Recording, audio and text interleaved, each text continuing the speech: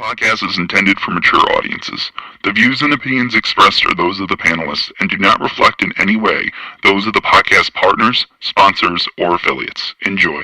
Hi, this is Michael Buffer, and you're listening to the Voice of the People. Let's get ready for Boxing Voice. Every day I'm hustling, hustling, hustling, hustling, hustling, hustling, hustling, hustling, hustling, hustling, hustling. Every day I'm hustling, every day I'm hustling. When you in the trenches, it's cool to shoot them bullets. How you gonna defend yourself when them bullets coming back? Davis thought Santa Cruz was gonna fold from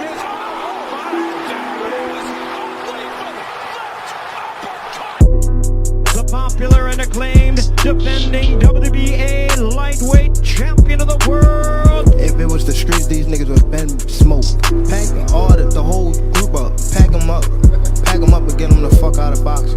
Haney, Cambosis, one of those folks, maybe Garcia. All them guys is easy work. They easy work, man. I'm the top dog. The hard-hitting young star of boxing, 3-division world champion. Skill for skill. I'm much more skillful than Canelo. I stand on that. I'm much more skillful. You and Cambosis, what happens, Tank? I'm whooping that ass. Tell him come see me. Tell him hold the belts. I'll whoop his ass for free. The defending world champion from Baltimore, Maryland. We from the city. You know what's happening within the city. TheBoxingVoice.com. Gervonta Tank Davis. SDS Promotions. I remember walking in Mayweather jumped me sitting on the couch. I told him, bum ass fighter. He ain't say nothing, not one word. He got a fur on his 80 degrees on. What up, what up, what up? Welcome back, ladies and gentlemen. Welcome back to another edition of the Boxing Voice Radio. I am your host, Nesta Gibbs, and I'm solo dolo Scarface without Manolo, but it's all good. We're here to talk the very exciting and popular welterweight division, the arguably number one pound-for-pound fighter, Terence Bud Crawford, fought over this past weekend, knocking out David Avanesyan in 6 rounds, and really has set the boxing world on fire.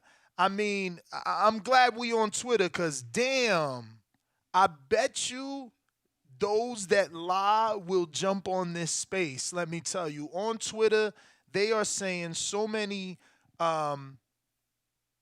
lies, really lies, until we get some sort of legitimate sources. Heavy lies on Twitter revolving the Terence Crawford, David Avanesyan pay-per-view. I've seen all types of ridiculousness. Man, my own friend, I consider him a friend, you know what I'm saying? I don't know, maybe other people won't go as far as saying that, but you know, I've gone to Dallas. I've used the studio of Kerry Bradshaw, and he's come here to Vegas, and he's been in our studio. Man, I follow him on Facebook, and you know, I seen that he is reporting that his sources told him that Terence Crawford's Black Prime event gave away 10,000 tickets. I'm gonna just say again, that's my dude. I wouldn't ever repeat something like that. I just wouldn't. You know, whoever would have told me that right then and there, I'm like, bruh, spin off, man. Like, you really wilding right now. 10,000 tickets. Like, this is how far the people are going to, you know, smudge Terence Crawford's name, right? He gave away 10,000 tickets, right? Then there is a popular Twitter handle running around saying that he sold 15,000 pay-per-views.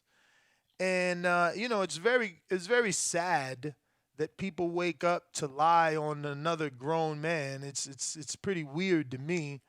But luckily, you're tuned in here to the #1 boxing podcast, because you know that we like to discuss and debate facts. And the true facts are that the Crawford pay-per-view buys exceeded the initial projections for Black Prime. Now, I will say this.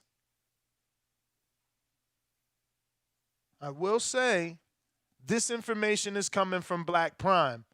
So I understand how the information that came from DAZN when Canelo and Jacobs first fought on that DAZN pay-per-view, and DAZN finally decided to report numbers, and they said, hey, we got an influx of 600,000 U.S. subscribers for that fight. Well, we chose to believe DAZN. You know, we chose to believe DAZN in that particular instance. So I think that we have to give the benefit of the doubt to Terence Crawford and Black Prime, right, as they have put out their own information on this pay-per-view. And it is as follows. Let me just screen share this for you. This is the email from Black Prime, right? So rather than believe some random Twitter accounts and a bunch of fake websites, right? Like now there's websites reporting that Terence didn't. This is the other thing. There's also websites reporting that Terence didn't make $10 million, that he lied about that. I mean, I've never seen such toxic behavior. I swear to God, like, this man is hated. I don't understand how the pay-per-views don't do well with the amount of people that hate on this man. He gave away 10,000 tickets. His pay-per-view only sold 15,000. I mean, is there any other lies people need to spread? But this is the official press release from Black Prime. And as we scroll down, right here, I will highlight, what does that say? Now, yes, I'm fully aware that this company can put out a press release that sounds favorable to them. Absolutely. Absolutely, I am in 100% agreement that any company can do that. So does this 100% solidify, as this title from the press release suggests, Crawford versus Avanesyan pay-per-view event solidifies Black Prime as a pillar of boxing future? Does it tell the truth? Obviously, it's got to be some sort of partial truth. You know, no company would say an event was good if it wasn't. But at least we have the said company coming out and speaking on behalf, which, quite honestly, a private company, a streaming app, only they have their numbers, only they have the analytics, but somehow we have reports. Someone tell me if they remember a time where we had reports for AJ, what is his name? Alexander Povetkin. What about AJ Ruiz? Did we get numbers for that? Like, I don't think people understand that a brand new company that isn't publicly trading doesn't have to give out any fucking information. So weird. But what's weirder is the people that have decided to suggest that this was a failure. You know, going as far as saying that the people that were there were given free tickets. But let's consider that for a moment. Let's consider that in some fucking weird galaxy, a promoter gave away 10,000. Again, I would be ashamed to repeat that. I would be ashamed to say a source I know told me that. But let's think for 1 second that a promoter gave away 10,000 tickets. I don't even, it's hard for me to consider that galaxy existing, you know? So you can see the toxic behavior with these people. They're not real boxing fans, but let's read the full press release. And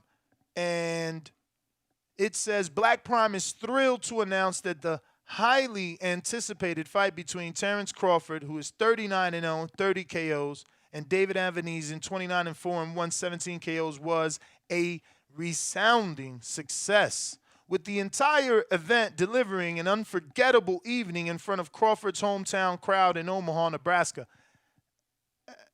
The 10,000 ticketed crowd that was given these tickets for free. But again, assuming that these tickets were given away, 10,000 people still have to come out in the snow, right? I'm pretty sure there was some snow out there and some freezing cold weather. So you can give me 10,000 tickets. Can I actually bring out 10,000 people, whether it's free or not, in that weather?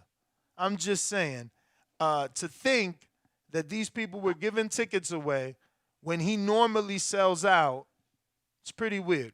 But cool. Moving on, he says, the fight itself was nothing short of spectacular, with Crawford delivering the knockout of the year in front of his hometown crowd. In the co-main event, combat sports superstar Chris Cyborg defeated Lil Boozy by unanimous decision in the 4th round bout.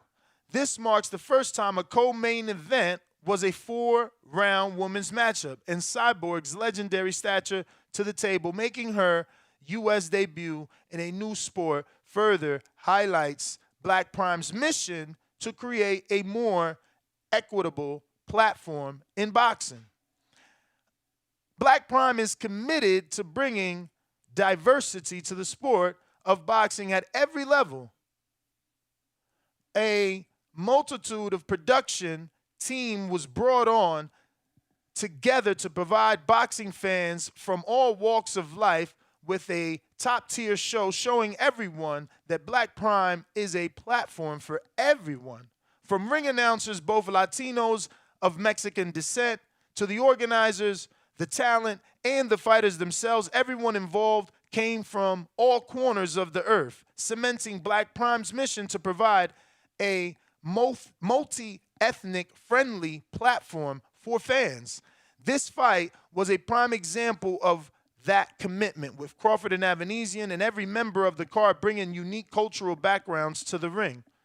As a multicultural platform, Black Prime is dedicated to providing opportunities for everyone, and we are proud to be a pillar for diversity in the sport of boxing, said the representative for Black Prime, which, for all you conspiracy theories, yeah, it's a bit sketched. It just says representative. Like, who is he?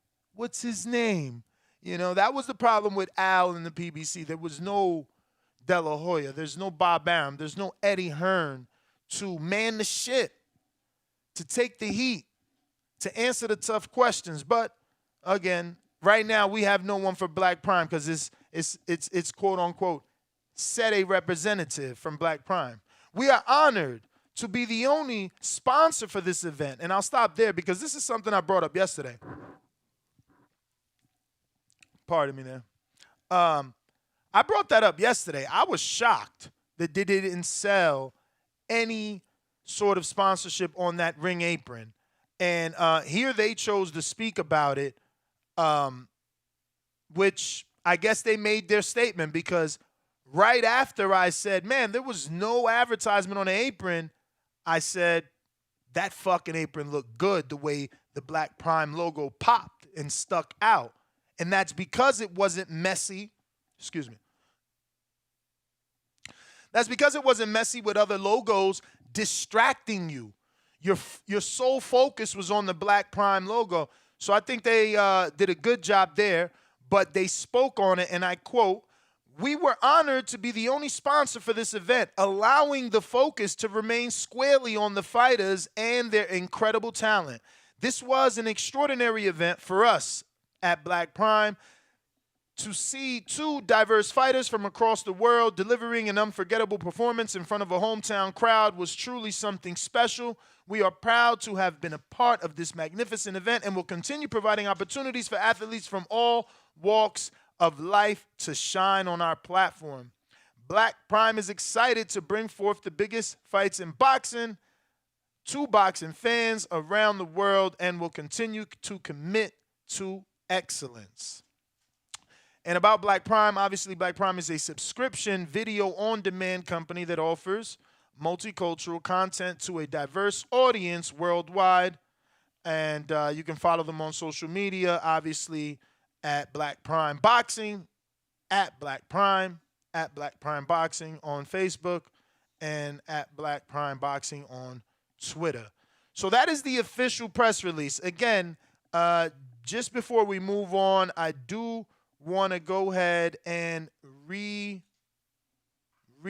where they say, and screen share obviously, where they have here early reports indicate that the buys, so that there is no misunderstanding here.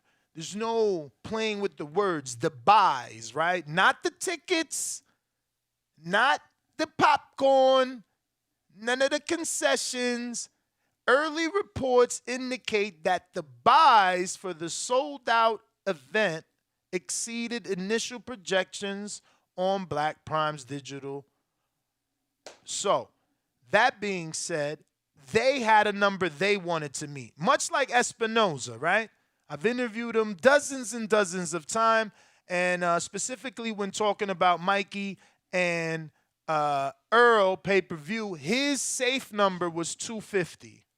His safe number was 250, 250,000 buys, right? So, again, every promoter has a break-even. We just seen Eddie Hearn having a conversation about Terence Crawford and Earl Spence and how he would only guarantee them a guaranteed purse of 400,000 pay-per-view buys because that's what he thinks it does. So this is the information. If you're following boxing on Twitter, you've seen the haters. They're saying Crawford sold no tickets. He gave them away. They're saying he sold no pay-per-views. It only sold 15,000. And then the third biggest lie now is that he didn't make 10 million. That it's a big lie. He's been lying to everyone in every interview, just lying. He's just making this up. Okay. We do have the ability to call in and voice your opinion here on Twitter Spaces. And you can also join us on Discord, which is also open, ready to take callers. All you got to do is request. And we also have our landline where all you got to do is call in 1425-569-5241. Press 1 time. And you get to voice your opinion right here. Voice of the People hotline. So once again, if you're on Twitter Spaces, I need you to go ahead and retweet the space so we can get some callers in here and request to speak. Looks like I got a caller on the landline. Is that Baltimore? You know what? We're scheduled to have a guest, too. I think Coach Kenny Ellis, Gervonta Davis's coach, will be joining us at, well, maybe it was supposed to be now, 6:30, no, which is 9:30. No messages from the producer. No messages at all from the producer just yet. But we will check and keep you updated as to whether or not we're going to get Coach Kenny Ellis on. Also, Coach Calvin Ford as well was in communication with us. So we'll see what's up with him and see is he going to be joining us as well. But let me see. Let's go out to this caller in what looks like Baltimore, right? Is that Marcus? It sure isn't. It is K Boxing in DC. What's up? Okay, so Ness, how you doing, Ness? I'm good, sir. How are you? I'm good. It's been a minute, It has. Good to but hear you, man. Good to this hear is you. yeah, this is a topic I had to jump on though, Ness. This guy is ruining a real fight. Okay, now I know pretty much the direction he's going in now because I'm pretty sure that day when he ran into Floyd at the Hall of Fame ceremony, one of the things that Floyd whispered in his ear was "Get your bread." But this thing, to me personally, I feel like it goes a lot deeper than that when it comes to Floyd and that whole circle. Floyd, at this point, is doing nothing but hating on all these guys because Floyd got one objective, and even Tank saw where he was going. He just doesn't want anybody in the long run to surpass him when at the end of the day when their careers are out. So anything he can do to run interference on Terence, Earl, Tank, any of these top guys that have the potential to not only, surpass him, but, create a platform like he did and do their own thing. The only problem I got with Zab Judah is I feel like Zab Judah gave Terence Crawford an out. What he put together, I have no problem with a brother doing his thing. But I feel like Zab Judah just simply gave Bud an out. And I don't think Bud has the same, when you said earlier that you feel like he doesn't have the same energy for Ennis as Earl did, it's Bud that doesn't have the same energy. Every time Ennis has tried to step to Earl, like when he called himself at his fight, when Earl was at ringside throwing the fish hook out, and Earl made the statement afterwards, be careful what you wish for. Ennis don't have the same energy for Earl like he got for Bud because Bud doesn't stand up when Ennis says his name. But whenever Ennis says something to Earl right away gives an immediate response and lets him know that, hey, ain't nothing between us. But Bud don't have that same energy, and we all know it. So I'm telling you, this guy is ruining a big fight, man. His arrogance is ruining it, and I personally don't think he really wants to fight Earl. I think he's afraid. After he saw what Earl did to Ugas, somebody who handled him in the amateurs, and I know they all pros now, but after what Earl did to Ugas, I think Bud is shook. And that's my call. All right. K Boxing in Washington, D.C. Yeah, I don't know, man. I don't know that I can totally agree with most of what he said. Bud has been calling out Earl and other welterweights since before he was a welterweight. It's just hard for me to believe that, he's afraid. We'll see. I think that we should all be past the failed negotiations. History repeats itself. It's not like Manny Pacquiao and Floyd Mayweather didn't have failed negotiations in the past. It's not like Floyd didn't offer Manny a $40 million flat fee and Manny rejected it and they had to come back, a couple of times. So, like Crawford said in the press conference, his telephone is on. Earl put out a T-shirt. I didn't even notice. I ordered the shirt. I didn't even notice that he had little eyes in the doorway. So I guess like Crawford's, in the dark or something. But we do have some callers on Blog Talk, and if you want to speak and you're not just listening, I do need you to press 1 at least one time. And looks like I got Stunner on Discord. What's going on? On Twitter Spaces, if you're not going to request to speak, at least hit that retweet so we get some other callers. What's going on? Morning, Stunner. What's going on? You? Hey, can you hear me? Yep. Word. Yeah, so good news about Black Prime. It's good to hear that they, exceeded their initial expectations. For these other boxers, I mean, now that you guys have literally seen the show yourselves and you see that they've been pretty successful, you might want to hop on that bag train. Word to the zone. Everybody who got on the zone early, they was getting paid. Right? Now, as far as like this Crawford Spence talk, look, I want to be honest right now. Black Prime said that if Crawford and Spence were to fight on their platform, they will give them $25 million apiece. Where'd you get that from, bruh? I'd never seen a That's piece of information that said that. Terence Crawford, I believe, said that himself. No. Terence never used the word Black Prime. Got $25 million. He said he had another investor that knows Al that had $25 million apiece. He never said it was Black Prime. That's the whole thing. We've been asking him to tell us who's this investor. Every interview has been asking the same thing. So until you find a link, that's false.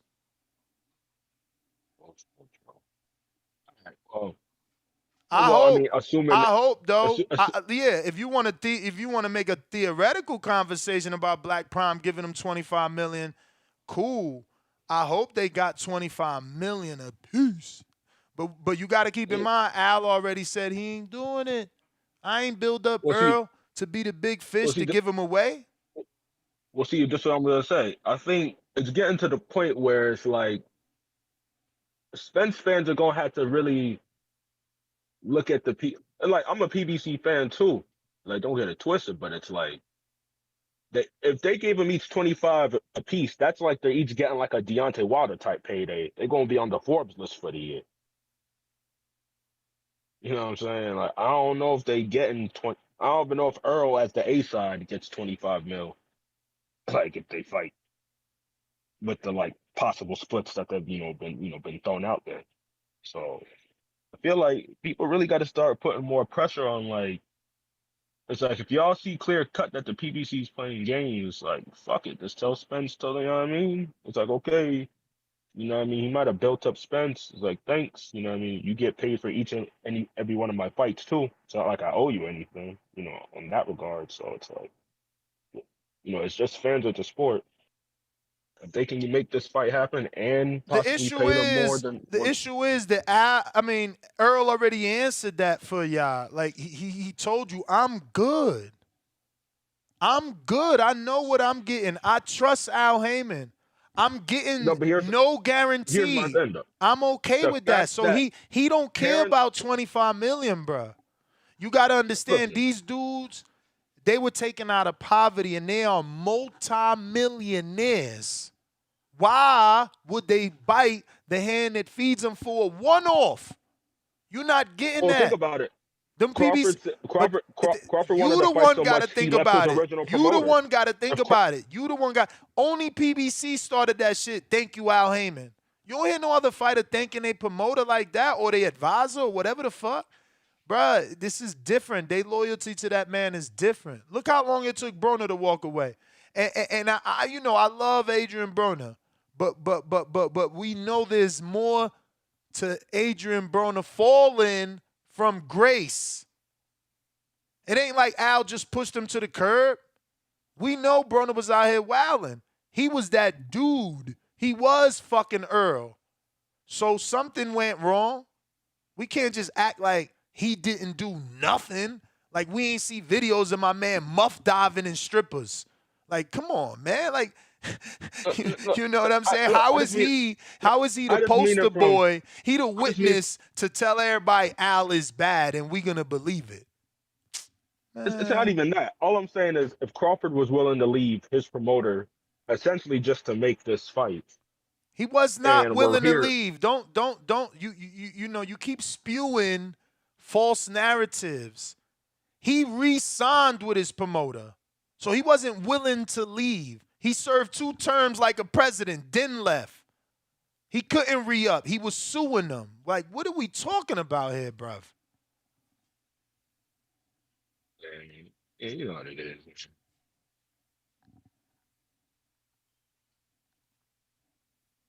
Well, all right then, champ. Sorry to end your call. I mean, I'm just keeping it real. I'm telling the truth. You know what I mean? He resigned. You know what I'm saying? That's on him. But I see you, Detroit Jamal. But real quick, we got to go to the landline in the 954. Who's that? And if you're watching this on YouTube, don't forget to smash that thumbs up button. And if you're listening to this next day on iTunes, go ahead and drop us a 5-star review to keep us the #1 boxing podcast. We're going to what looks like Alex from Puerto Rico. What's up? Yo, what's up, Ness? How are you, brother? Hey,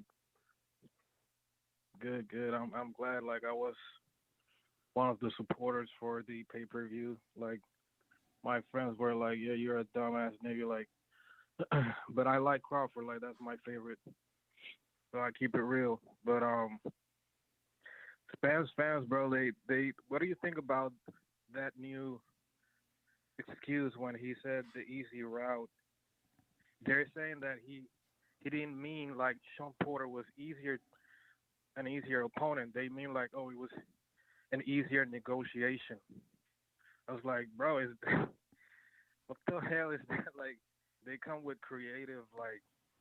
New, I'm like, lost. I'm lost. excuses. What are you saying? I'm lost. Well, you know that a lot of people use that when Spence was with Crawford, he said like I rather go the easy route. Do you remember that?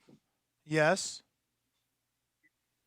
Yeah. So the Spence fans are saying that he didn't mean like he said I'm gonna take the easier route and knock out Sean Porter. So they're saying like he didn't mean that he wanted to face easier fighters. He said that it was easier to negotiate. And So what do you think? that's So what do you think? interpretation that they're giving it. Okay, but what is your interpretation of that? What did you think Earl meant? I think it's. I never. Well, he said knock out Sean Porter, and I think like it's obvious if you're a fan, even if you're a boxer, even more, like Crawford has been ranked #1 pound for pound. When did like Sean Porter was ranked even in the top 10? So let me just help It's you. obvious. Let me help you because it sounds like you're taking long to say yes. I believe that Spence meant he was going to fight the Like, easier obviously, competition. You know Crawford is a harder opponent. So everybody knows that. Okay, so you're So again. that's I what just I'm want to saying, be like, clear. they're coming with. I just want to be clear so that people know because you went around the block and we didn't really understand. But I think you're saying you didn't believe Spence when he said he's going to clean up his side of the street. You thought that meant I'm going to fight these guys that are easier. Yeah, that's what I thought. Okay. Number one, and I thought everybody understood the same way. This is new for me that he meant like it was easier to It's negotiate. new for you? So, but it's new for you. to So let me, me I thought it was let me always ask like, you one I'm question. just beating the- Let I'm me just ask you beating, one like, question. easier opponents. Let me ask you one And question. Yeah. Let me ask you one question.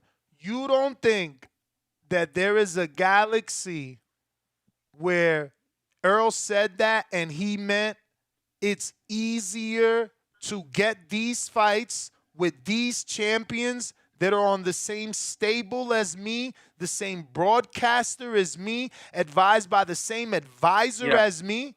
You think he meant that they're easier to beat? They're also, I get it, but they're also easier. Okay. So you can say Okay, it has a I'm solid gonna meaning get to some other callers, Jamal. I mean, who is this? Alex in Puerto Rico. But yeah, the audience heard you. They heard you, man. And that's all that matters. You know, your voice. No, but the last thing I want to say, Ness, is like, even if that's what he said, what authority does it have? If Crawford has a plan, I want to fight you now, and this other boxer has a plan, why Spence has the ultimate world. Everybody has to adapt to his word. Like what authority? Because he win the popularity contest. Like people don't No, question because that. he's the Oh A no, he's side. doing what he said he was gonna do. Alex, He's doing Alex, what he said. What? Alex. Yeah, Like, you got to stop, all right? Like, how long you been watching boxing? This is a serious question. bro. Bro, like what? Just address the argument. I What are you have trying to to I say? have to understand you first. I don't want to disrespect you No, and cook okay, you. bro. I I've need been to watching know how my long your grandfather. knowledge So of this let me tell sport you, my grandfather is goes. in the Hall of Fame of Puerto Rico. Who? So all my life, You said my what? grandfather, my granddaddy is in the Hall of Fame in a town in Puerto Rico. Okay. So I grew up in boxing. So then you All right, understand, so as guess a Puerto Rican fighter, you understand that Cotto, Trinidad, Berlanga, these guys are A-sides, right? Yeah. Okay. So you understand the A-side philosophy, right? Yeah. Again. So Earl is an A-side, right? Well, Is definitely Earl in this negotiation, he's an A-side. is Earl the A-side? He is the A-side, yeah. End of story then. So you answered your own question. You took us for this loop for nothing. You're Puerto Rican. You know if No, any bro, fucking Puerto Rican, don't do that. Berlanga's the A-side. Even falling on his ass, he's the A-side. When you got a country, you the A-side. When you got the belts, you the A-side. Like, stop it. What is wrong? I mean, the hate. But this is how we know this is a great fight, honestly. I'm not even mad at him. Because this was prime Mayweather-Pacquiao. We had to call them Pac-Tards and Flo-Mos. It was crazy. And it looks like we're getting there. You know, where the fanatic of the boxer gets in and becomes a radical, a crazy, where they just look. 10,000 tickets. Like, these Earl Spence fans are out here lying at all fucking type of capacity. They're like, no, he gave away 10,000 tickets. It's insane. It's insane. But let me continue to take the callers. Come on and voice your opinion. Don't let me be the only person talking here. 1-425-569-5241. We also got Twitter Spaces. Damn, someone had just requested and left. Go ahead and request. I'll bring you on. You got to, give me a second. We do have 3 different platforms that we're taking callers on. So, I got to check all my lists. But it looks like we got Jabari in Houston. What up? What's going on, this? Chilling. Another day, another podcast. I know that's right. Another day, another dollar, man. As far as the situation go, man, I feel like everybody just in their own heads. You know what I'm saying? Like being fanatics, bro. At the end of the day, neither one of them are scared of each other, bro. I don't know why people keep saying that. They fighters, bro. If you've been a fighter, you didn't want to fight all your life. They just fighters, bro. They're not scared of each other. It's just business. You can kind of tell that Terence is one of them people where he hard-headed, he's stubborn. You know what I'm saying? Where he want his way. He's not used to not getting his way. You know what I'm saying? And so in negotiations, he's trying to find, different kind of ways to still win in a sense. You know what I'm saying? So it's like Earl sitting back, letting Al do his business because that's who he been doing business with. He know his guy going to get the job done. That's like, man, if you had to bet on something, Earl going to bet that Al going to get him the best deal possible. I heard, you remember a interview where Chris Colbert and Shakur was arguing? And Chris Colbert told Shakur, he was like, man, I'm with Al. I don't take, like, we don't lose, bro. I'm with Al. So it's like, that's the kind of faith that they got in that man to where they not trying to hear no 25 million this and go over here. They got faith in that man. Terrence he trying to handle his own business and he trying to get what's right for him. If the fight's gonna happen, it's just gonna take one person to sacrifice. You know what I'm saying? And if it don't happen, then we just miss out on it because at the end of the day, it's I a think business, we're not bro. gonna miss out though. I think Terrence already showed us and Earl already showed us that they both willing to take zero guarantee and the deal that Al had in place. I think that Terrence just couldn't, like, no one could walk away from a $10 million fucking tune-up, man. Exactly. No one. And you can't blame him for that. I can't. I was mad at first. You can't blame him for that. I was mad because I'm a selfish boxing fan, but at the end of the day, 10 million is 10 million. Exactly. Some fighters ain't even made. Ask Chop Chop, did he make 10 million from start A to Z in his career? Fuck, ask Zab. And on top of that, you got to think he really wasn't getting paid at top rank. You know, they were paying him, but not what he thought he was worth. So he had. He was getting he had a paid. chance to go make. He was getting paid. He got some respectable guaranteed money up front that most other welterweights don't get. Like, Terrence got paid.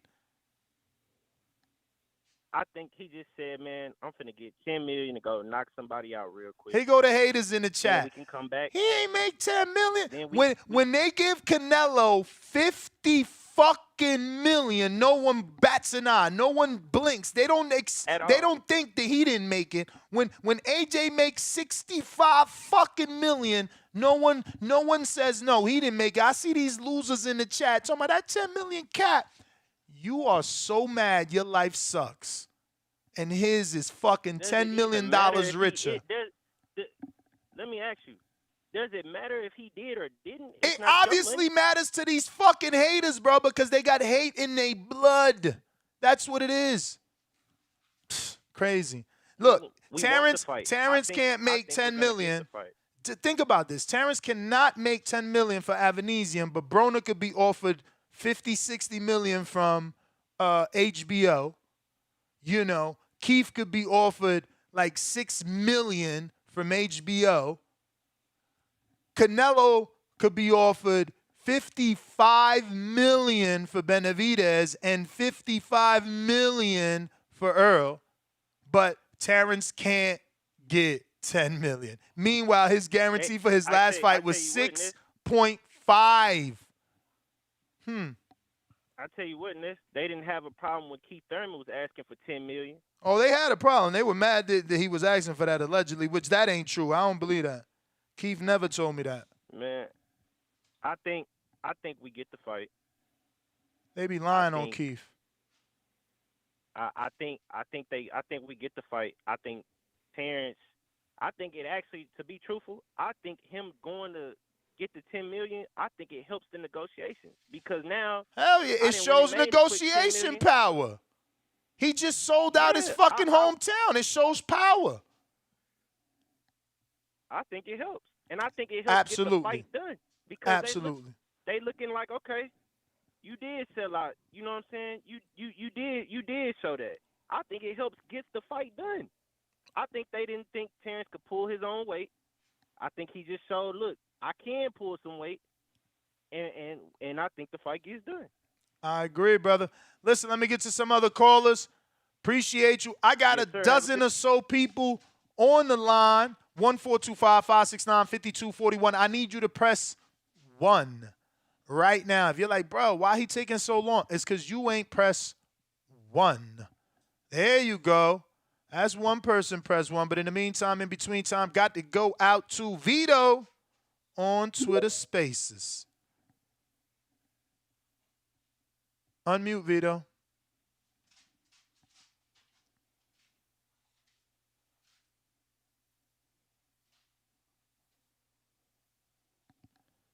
Vito.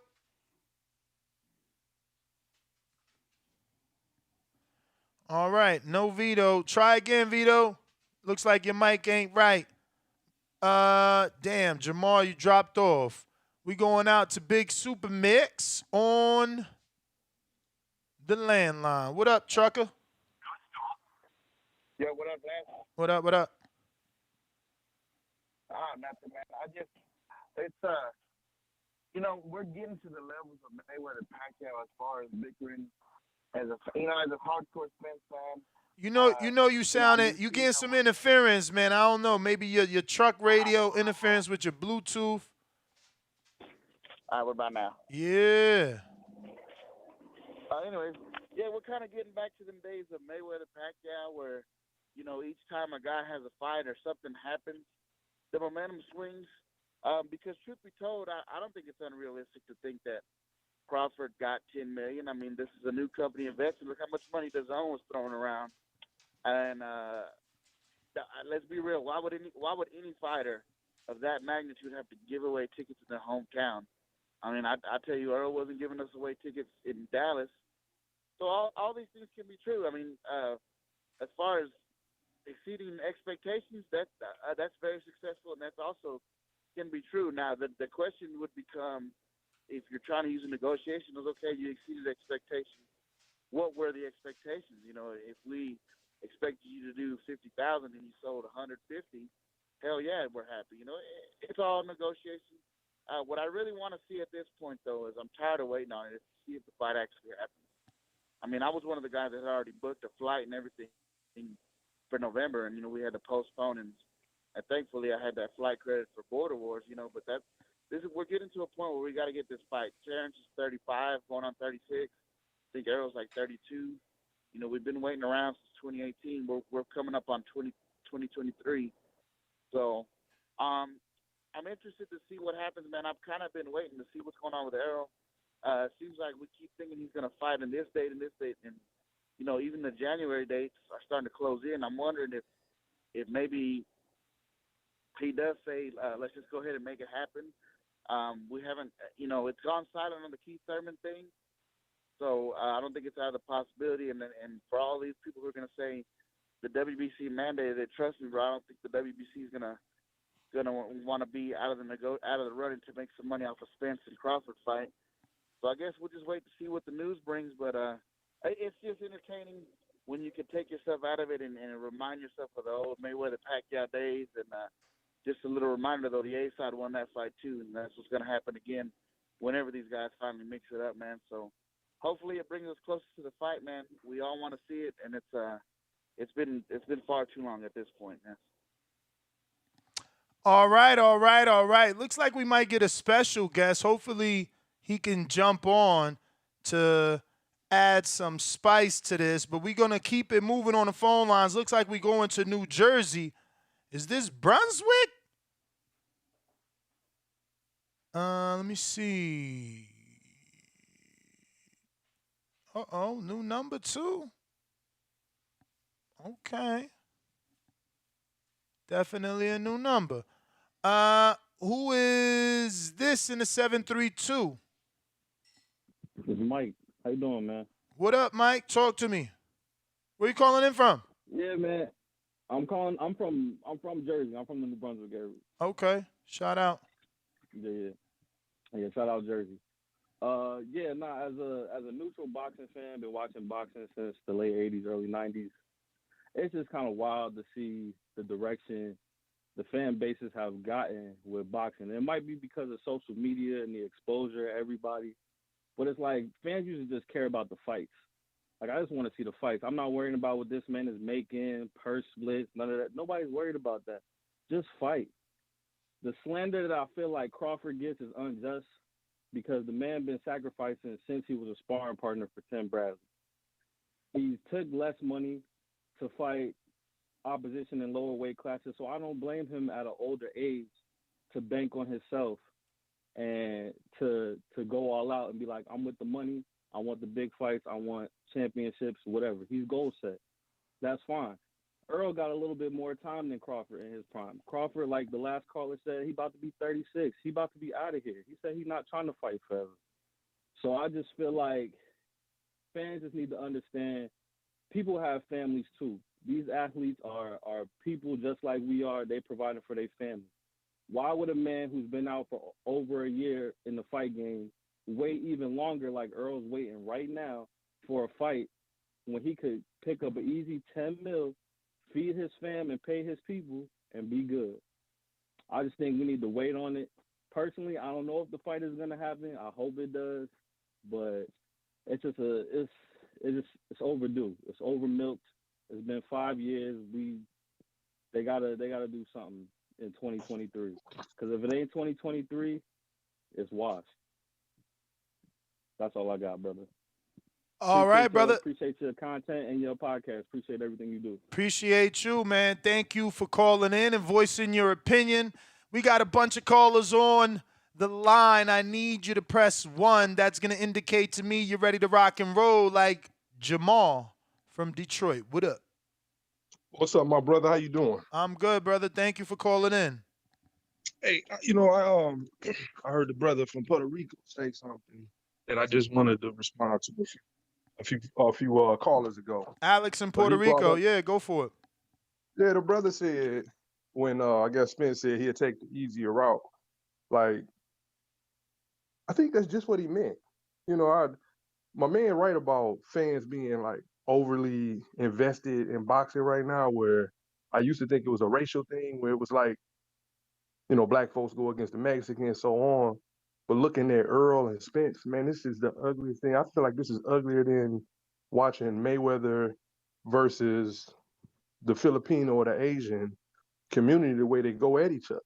But I do know I watched that whole video. I seen Terence pull up on him with a phone and said, "Man, I've been calling you."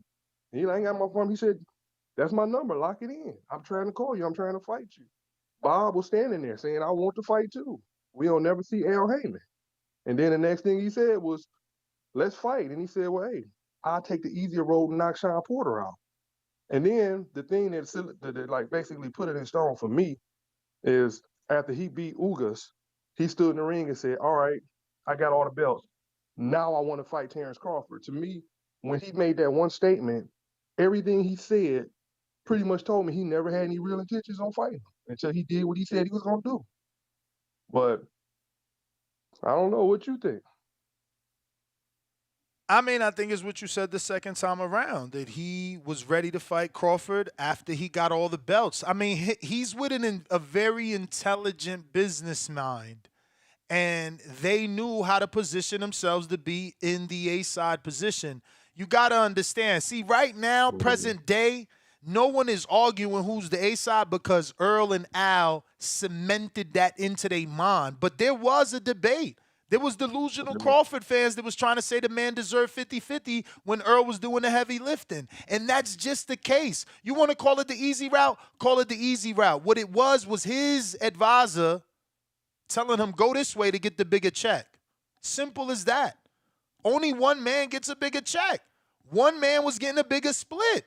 The fucking A-side. People just mad at that. They mad at that. You know what? The way you just explained that, you really settled down, because I always, when I think of it, I be, you be wanting the fighters to try to prove to the world that they're the best. But you're right. That's probably what they were doing. But it's still, boxing is in a sad state. And you got to say that Al Heyman, PBC, is at the head of that shit right now, because to me, I think it all kind of filters off of Floyd Mayweather. Floyd Mayweather did great for himself. He's still doing great for himself. But I think people following Floyd Mayweather blueprint or green print, because he's right, the man got the bread, but it was bad for all of us. I mean, you got to look at fighters. They don't want to fight each other. Let me ask you something. I watch people brag about. Let me ask you some questions here. Okay, I'm sorry. Go ahead. Let me ask you a couple fight questions, because people like to blame PBC. Do you tell your friends, like, yo, go watch Valdez Miguel Burchell? I have no idea what that is, my brother. I can't lie. All right. You got all right. I bet you you've told them, yo, go watch Danny Garcia versus Keith Thurman. Yes. Okay. Have you ever told your friends, yo, go watch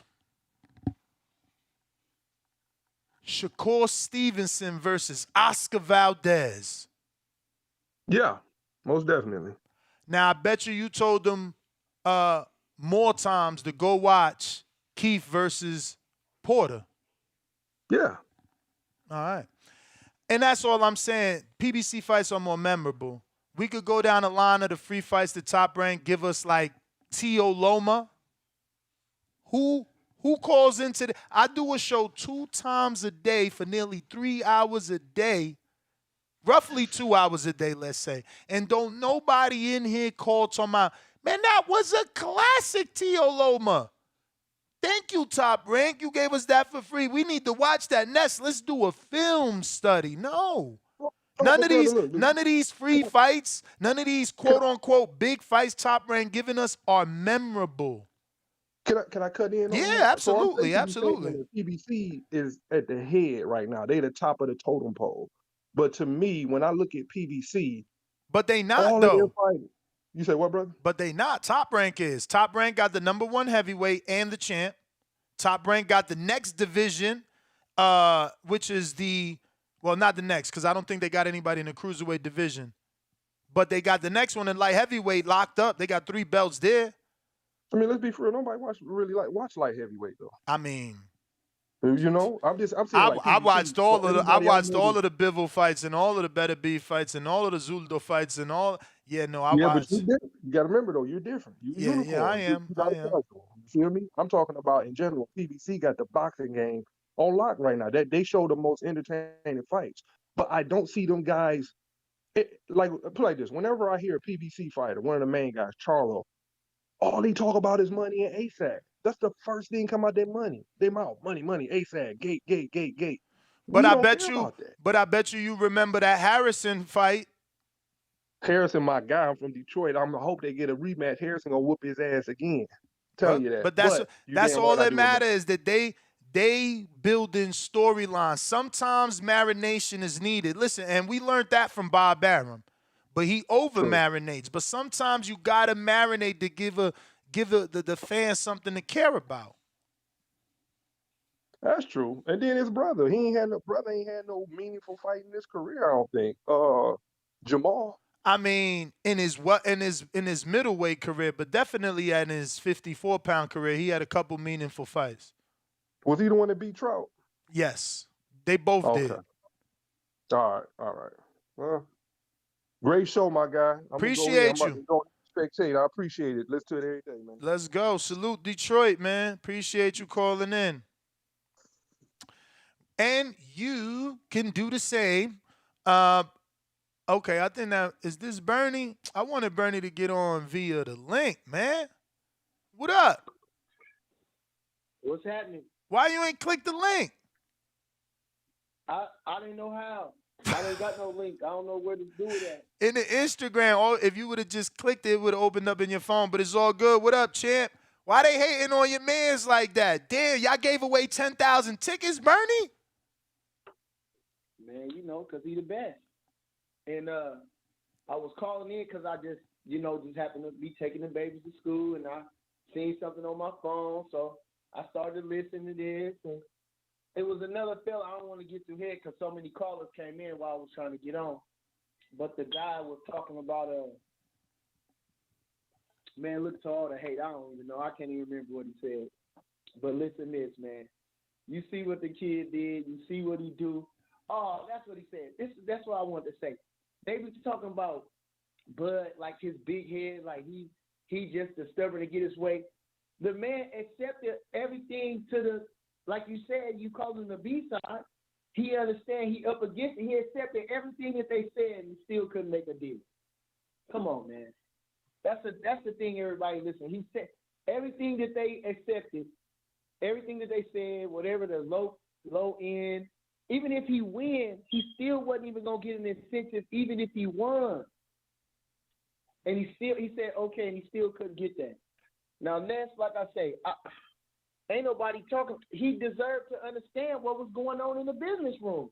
He deserved to know what's going on, what kind of numbers, what the money was going to do. He deserved that because he's his own man. And everybody could do that except for Bud. Just like everybody else, like he said, he got to give away the tickets. All this so many different things. He can't get the 10 million. But you could believe this guy getting all this money. Man, this is crazy. I mean, so it's just like it's nothing he can do is right. And I don't understand. I don't get it.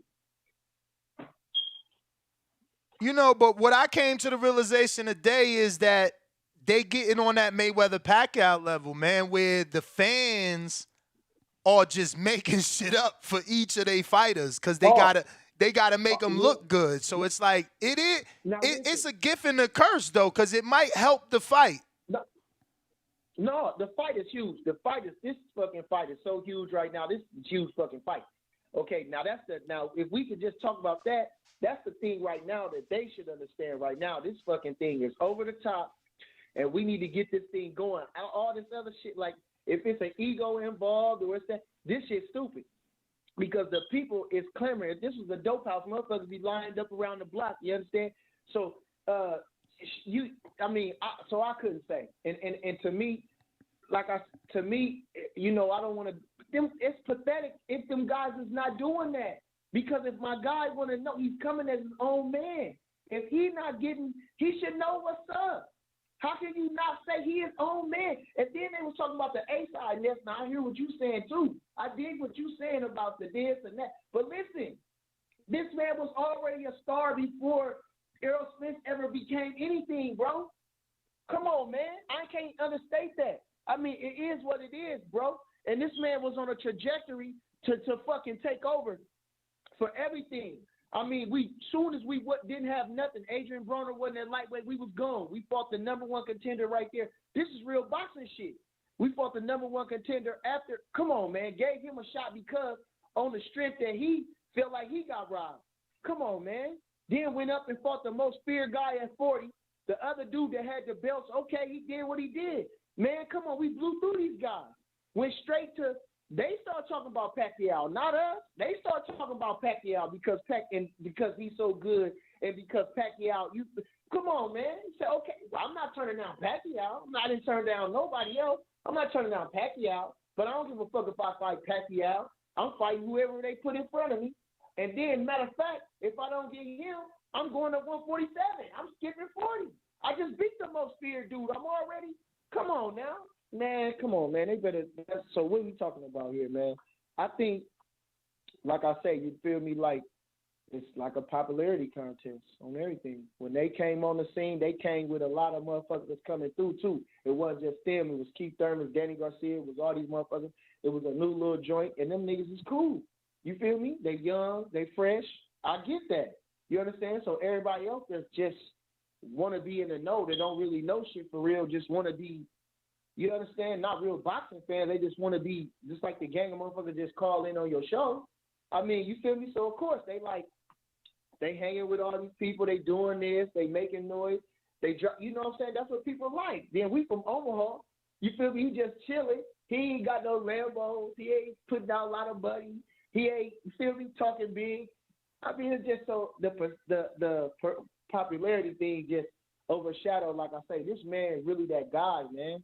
This man is really that guy, man, and fuck all that popularity contest, nigga. I want to beat your ass, nigga. And everybody keeps saying, nigga, you it, nigga, so what's up? And that's all he been saying to all of them.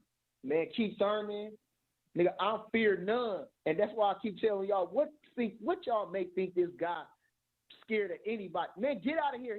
He never even said no stupid ass shit, no easy route, no side of the street, no fucking, you don't got no belt. He never said none of that goofy ass shit. You can't pull up none of that shit that he said. You can hear him say, I'm sick of he talking about the fight. They ain't making the fight, so fuck the fight. You done heard him say that. Come on now. I mean, like I say, so, you know, all the haters and, you know what I mean? And then, like I say, I mean, again, to all these people that's rabid fans, like you said, it just show how sad their life is, bro. Like, you can't even really look in, like, take your time to kind of see what's going on. You that delusional? If you that delusional, you know you sad. You that delusional, you know you sad. You feel me? You making up stuff like that. You just pathetic. I mean, with all the evidence that's been out, if you watching this shit, you can't believe the shit that you just say come out your mouth. You know, I don't know where you would get that from. That's why I ask somebody, okay, you said it about Bud. What that he done and said that make you give off that perception? What did he do? It's, you know, so, man, come on, but it's a huge fight. You feel me? Man, you know, he knocked that boy off spectacular. You feel me? Like he's supposed to. You feel me? No struggle, no nothing. Like he disposed of all of them easy. You feel me? And I mean, shit. It's, Bernie, I gotta like you said, ask the ball though, really, because I know you had to do go your ahead. job as a trainer and you was with Keyshawn, right? Yeah. Yeah. So you missed the big event, but there is some controversy with those gloves, man. Did you see the pictures of the gloves? They split. Bruh. They split, and then he went in there. Then he went out there and knocked him out. In the gloves, Then they though. went The out there. commission ain't even make them change them gloves. That was a little strange. They had a little. I seen the little thing they had on, but it wasn't nothing. You know what I'm saying? They could have scratched his eye or something, but they wasn't like that. It wasn't that bad. He went out there and knocked him out. I mean, yo, I got a picture. I got a picture. Credit Box and Ego for finding this, but they bad. They bad. Boxing Ego, and like I said, No. I mean, I ain't got nothing to do with it. I'm just saying he posted the picture of the gloves, and you can see it if you watching the video now. It should be up. I know. It's like on both of his thumbs, was it? Outside of it looks like the outside of the left and the thumb of the right.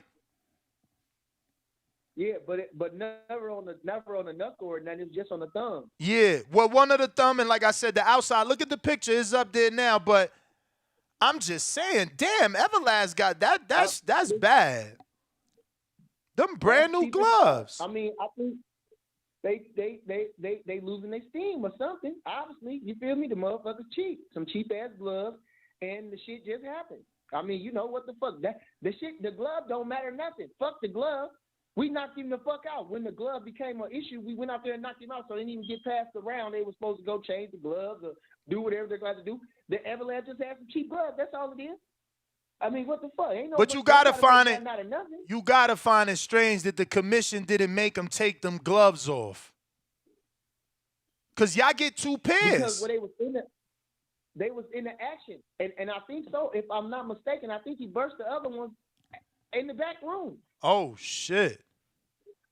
You sure? Yeah, you sure? Cause you better be sure. You know people about to take your audio. Oh, he bust the other one in the back. They gonna, you know what I'm saying? So you better be sure. Listen. I'm trying to tell you, if that's the only thing, if it's Everlast had cheap gloves. I mean, shit. That's what you gotta do. I mean, they gave you two pair of gloves. Shit. I mean, what's the ripping of them doing? That ain't doing nothing. I mean, come on now. And like I say, what's that? You don't want them to rip, but that's the first time for everything. Motherfuckers ain't worried about no shit like that. Ain't thinking nothing like that. Everlast go back over 100-something years. You feel me? Come on now. These is custom made. You feel me? Come on, his gloves is custom. They put the logo on them. They put all this shit on them. They made them a certain color. You understand? Come on now. So I don't know nothing about that. I don't really know. Until you just brought that up, I forgot all about it. But actually, we was just talking about it because my partner, I was over here, and he brought that up. And I said, I know, huh? It's just like when he knocked out Sean Porter. And because Steven said the same thing. He said, man, that's crazy. You feel me? And I said, damn, exactly. They said the glove ripped. They're going to have to change Wooty Wop. Man, he went out there and knocked him out, man. Cold-blooded, man. Ain't that Crawford, man? I'm trying to tell you, boy. Yeah. But go ahead and push the narrative on the glove thing, wherever you want. I don't care. So, Bernie, Crawford said in the post-fight press conference he's looking at like April, May. He would like to return, but he obviously said his phone is on and he doesn't want to overstep any boundaries. He's leaving the door open to negotiate. Yeah, because he's own boss, man. I mean, y'all got to understand that. I mean, I know you're a little boy from Omaha, and, he don't talk big, and people been saying all these mean things about him, and everybody tend to believe it because everybody keeps saying that. You know what I'm saying? But he is who he is. Like I say, undefeated worldwide champion, 3 division, 2-time lineal, and all that good stuff right now, coming off spectacular knockout, and also known by all the greats as the top man. You feel me? These is greats. You feel me? These are greats. These are living legends that, you feel me? Come on, man. Come on now. These are living legends. Who else can we give out this guy is the real guy. You feel me? Come on now, put some more respect on his name. Now this guy right here, he's fluffed up. He's a good fighter. You know, he a slugger, no doubt. But shit, come on now. You see what we doing? We putting in work, boy. We doing different shit on these guys. You understand? We putting on the performances. We putting on recitals. You understand? Not the same old, same old. You understand? Come on, man. Shit, we finishing these guys in fashion. In fashion. You understand? Shit, sometimes like he did to Kell Brook, he thought he was in a street fight.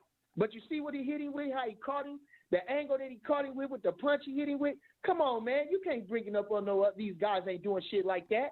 I'm just saying. Come on, man. He finished that guy with the rope. Malnati said this. Malnati said, that looked like he hit him with a bag drill. On my mama, that's the shit you do on a bag. You feel me? Come on, man. Shit, that's a drill. You feel me? Knock that boy out. Just like with Mayweather's when he hit them pads and then they show up the video of him actually doing the shit in the ring. Come on now. Like I'm saying, come on now. Man, like I say, boy, that Bud Crawford, God bless him, man. You know, that man and all them people, they Charlos and them, Bud made more money in his whole career every time than they ever made. Them boys ain't making nothing, and they heard their own payment plans, and they gotta say thank Al Heyman. They gotta say that. It's in their contract that they cannot. Now that's how sad them But niggas Bernie, is over there. They gotta say. Bernie, but yeah, why is that a bad? Why is Crawford a gangster? He stand on his own. All them people hating on him, and he stand on his own. He don't need nobody with him. That's how gangster he is. He told them motherfuckers, y'all ain't gonna do me right. Y'all don't want to tell me. I'll leave you motherfuckers too. Thank you for your service. I did good with you, but you motherfuckers acting funky, I'm going to. I'm my own man. I'm taking it. Like they say, when one door closed, another one open. That's how good God works. Like I said, 10 million, we damn near doubled the money. What you talking about? He got every dime. Them motherfuckers, he got every dime. That's my word. He got every fucking dime. Swear to God. And they did right. And he delivered in fashion for him, too. He delivered in fashion for him. An emphatic knockout. A sellout crowd in his hometown. Come on now. Yeah. Yeah. If they don't love you in your own town, who is you? Come on now. Shit, boy. All right. So we feeling good, you know. and like you say, the phone is on. Shit, the phone is on. Now we put now if this folks gonna put Earl on the put him on the thing. So what you mean? He got to give us something. You just come on now. You can't just keep discrediting Crawford now. You gotta make some on your own too. Come on now. You just come on. Now come on now. No. Since they saying it like that, no, they gotta give come on now. Hey Bernie. Just make it make sense. Bernie, can you address, obviously the Nebraska commission is reporting that Bud only made $2.5 million. No, I don't know because I don't want to get no trouble about that. For sure. I don't know. I don't want to say that. You know what I'm saying? And I don't even know what we're talking about. They reporting all this and that. We just need to leave that alone. You understand? It don't matter what the man got no how because ain't none of us spinning it with him. You understand? It don't matter what he got or not. You understand? Look, we always try to look. We can't wait for him to go broke. That's what we want to laugh at him. We want to see him go do bad. You understand? That's sad about us. That's why, like I say, you know, that's why I will be started on this shit, man. Because, like I say, I don't got no trouble with them, but you know, when they saying stuff disrespectful like that, it makes me mad. You feel me? Now, if we gonna tell some truth, I'm cool with that. But when they say disrespectful shit, that's what got me on this stuff. Like I say, I wasn't on none of this, man. And like I say, boy, come on, man, this man's on a trajectory, and they keep trying to make up stuff about him, but he a legend. I'm telling you, he just keep making it away. They said the gloves ripped. Ali gloves got ripped. They had to do what they do with Ali's gloves. I forgot what they did. Where they changed them or they ripped them on purpose. One of them, something like that. Or when he got hit with Henry Cooper, he got knocked down or something. Listen, man, shit happens. Bernie. He went out there and knocked him out. It's a no-brainer. It's nothing. In your opinion, Sean Porter, they said. In your opinion, is it a bad idea to do more than a one-fight deal with PBC? Listen, man, if they make it make sense, I don't know why the man didn't come to him right correct anyhow. Listen, let me take your time and say this. You know, this is true story. Some people in real life, they really sell their souls like that, bro. And they have that success. And like I say, they're driving them to be successful and to put them in that light and to make them that they're more than what they are. And some people just stand on principle and stay down and never get all that, but you can't stop them because what they is real. Their talent is real, who they are is real, and they keep winning no matter what. They keep winning. It happens like that. And that's Bud Crawford is one of them guys. Bud Crawford is one of them guys. So like I say, you can't come over here and keep and lavish him up and tell him all this and tell him that. He's not listening to that, bro. He want to know what the bottom line is and what the truth is. I don't need a car in place of no check. I don't need you to false promise me. I don't want to do none of that. Listen. Hold on. You can't just be spewing accusations. You saying that PBC fighters is getting cars instead of their money? That's not what I'm saying. That's what it sounds like you said. What you mean then? This is what I'm saying. It's people like that. I'm saying that I believe that they are like that. Just like I believe that they must say Al Heyman. You feel me? Mm-hmm. It's not like a love thing where like, damn, you feel me? Like I fuck with him. You feel me? Al Heyman, he's making this shit. Law, if I gotta say this in a contract, that's trash. You feel me? So I'm not signing a contract that I gotta say thank you, my nigga. I'm not doing that. That's a deal breaker for me, and that's what I'm saying. The type of. But are you saying that that's what Bud Crawford's contract said? No. Okay. I'm saying them, Al Heyman, them, their contract is this what I'm hearing, that they must say thank you. No, I get that. I get that. You saying you've heard that they contracts must say that, but you're not saying that the contract Bud received said he had to thank Al. No, hell no. No, I'm just making that as an example, family. See, no, you trying to reach, no. No. I'm trying to be clear. No, because no. I mean, you know, he should know disrespectful. He should be understanding he's not really trying to make a fight if he was trying to pull a stunt like that. You understand? Bud Crawford is coming here on his own, as his own man. And we gonna do it how we gonna, that's it. Nigga, I ain't bowing down to nobody. Nigga, what you mean?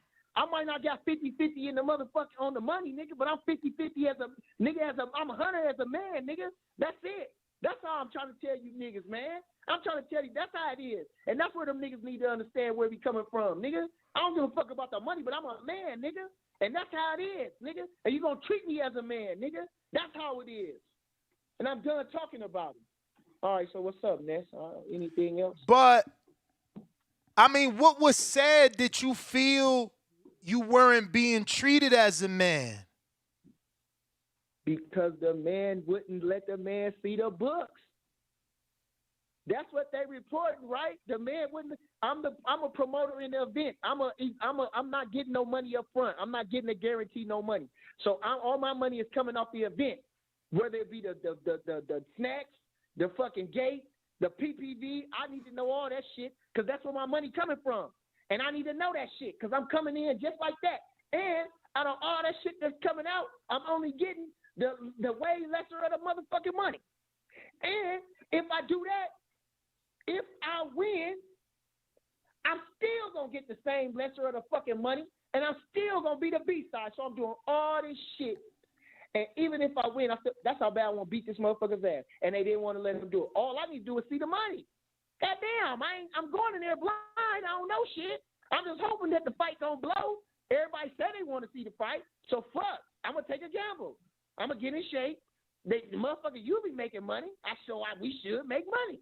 So let's go. All right, then. It's simple as that. The motherfucker said no. So like he told them too. That's what all them people be saying too.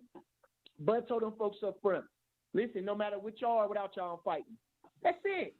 Y'all think the only people entertaining Bud was them or nobody don't like Bud? A lot of people love Bud. That's why these people came from. Where they come from? I don't even know. You ever heard of BLK from? Nope.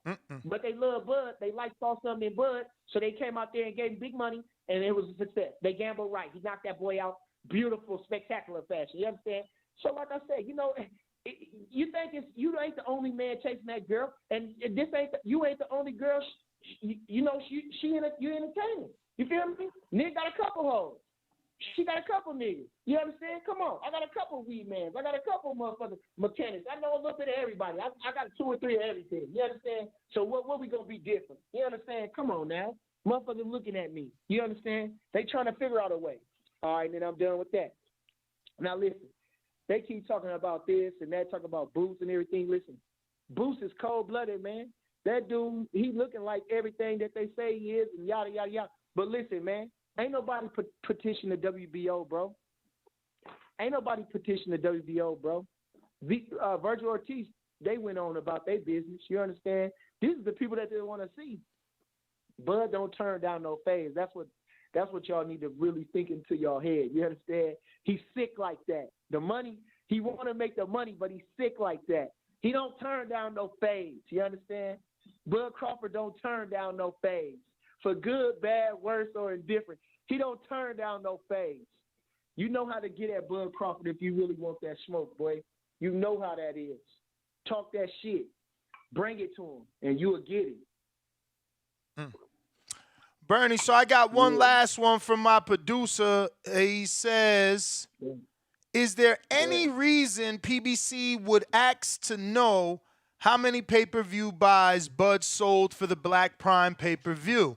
Since that's the same thing Crawford was asking, to see everything. If PBC sent them the same contract. But listen, he's involved. That's his event. I mean, he's involved with the PB with he going in with Spence and them. That's so they don't need to know what he just did over here because that ain't none of their business. Just well, wouldn't that give him negotiation power though? If he could prove he did X amount of buys, that shows the power. Yeah, but that's on his discretion. If he want to, if he want to divulge that. But it ain't on them to say, oh, we got to know how many he sold on Black Prime. We already know we going in as the motherfucking B-side. That's what y'all said already. We already said that. We already agreed. We didn't sign. We agreed to all the B-side shit. So where we at now? I mean, we know that, you know, they pussies like that. Lord bless them. I mean, so we're not really going to, I mean, we want the fight. So can we come to an agreement? I mean, what did I just do? I just knocked the guy out sweet. You feel me? I just got paid big money. I sold pretty good. My stadium, was, you know, I'm popping. I am popping. So, I mean, the fight is a popping fight.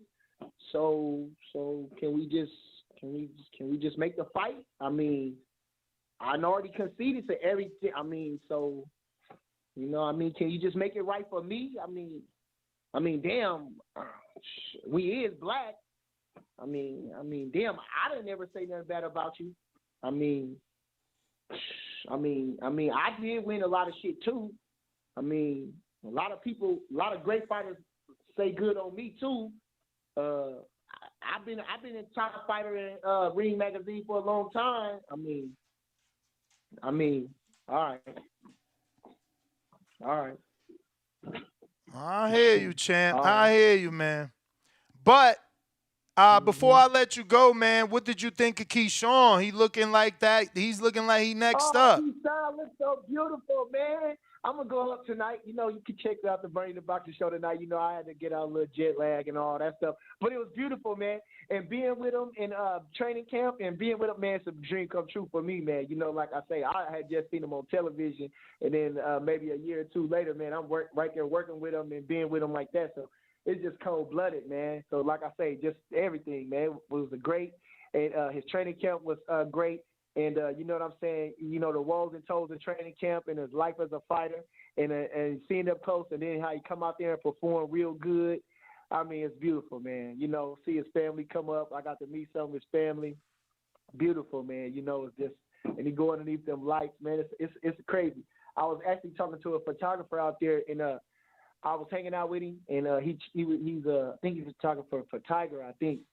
And anyway, he was going on, and I thought he was just new. I thought he was just trying to get on or do whatever. I don't know, but he said he already did shit with PBC, yada, yada, yada. But he said this shit never get old. It never get boring. You know, it's always new every time.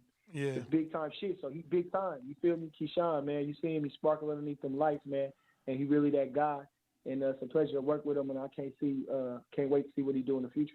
I don't want to say what went wrong, but for lack of a better term, why you think the knockout ain't come? I bet the knockout, man. I thought he was gonna stop him. He was walking him down. Yeah, it just didn't come. What you think happened? Well, he could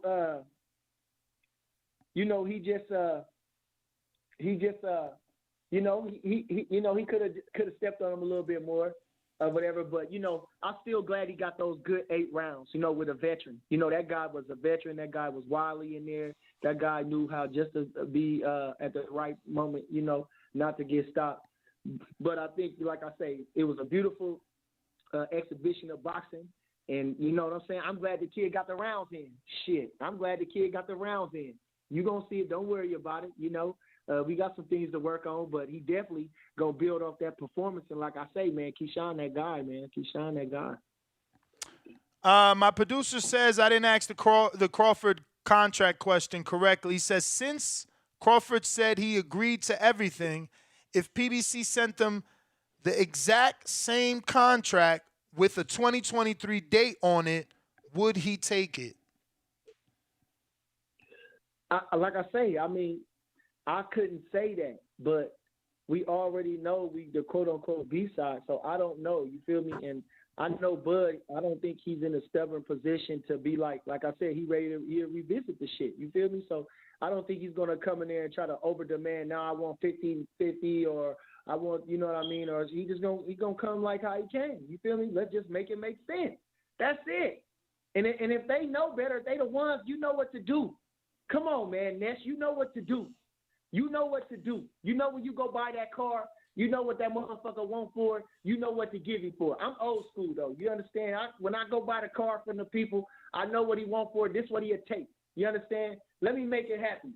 Shit, come on now. And I'm going to be happy at the same time. You feel me? Come on now. Shit, get this money, man. Get this money, man. All right? So anyway, I don't know, man. Like I say, the kids, we want to see the fight. The people, it's understand how bad the world is.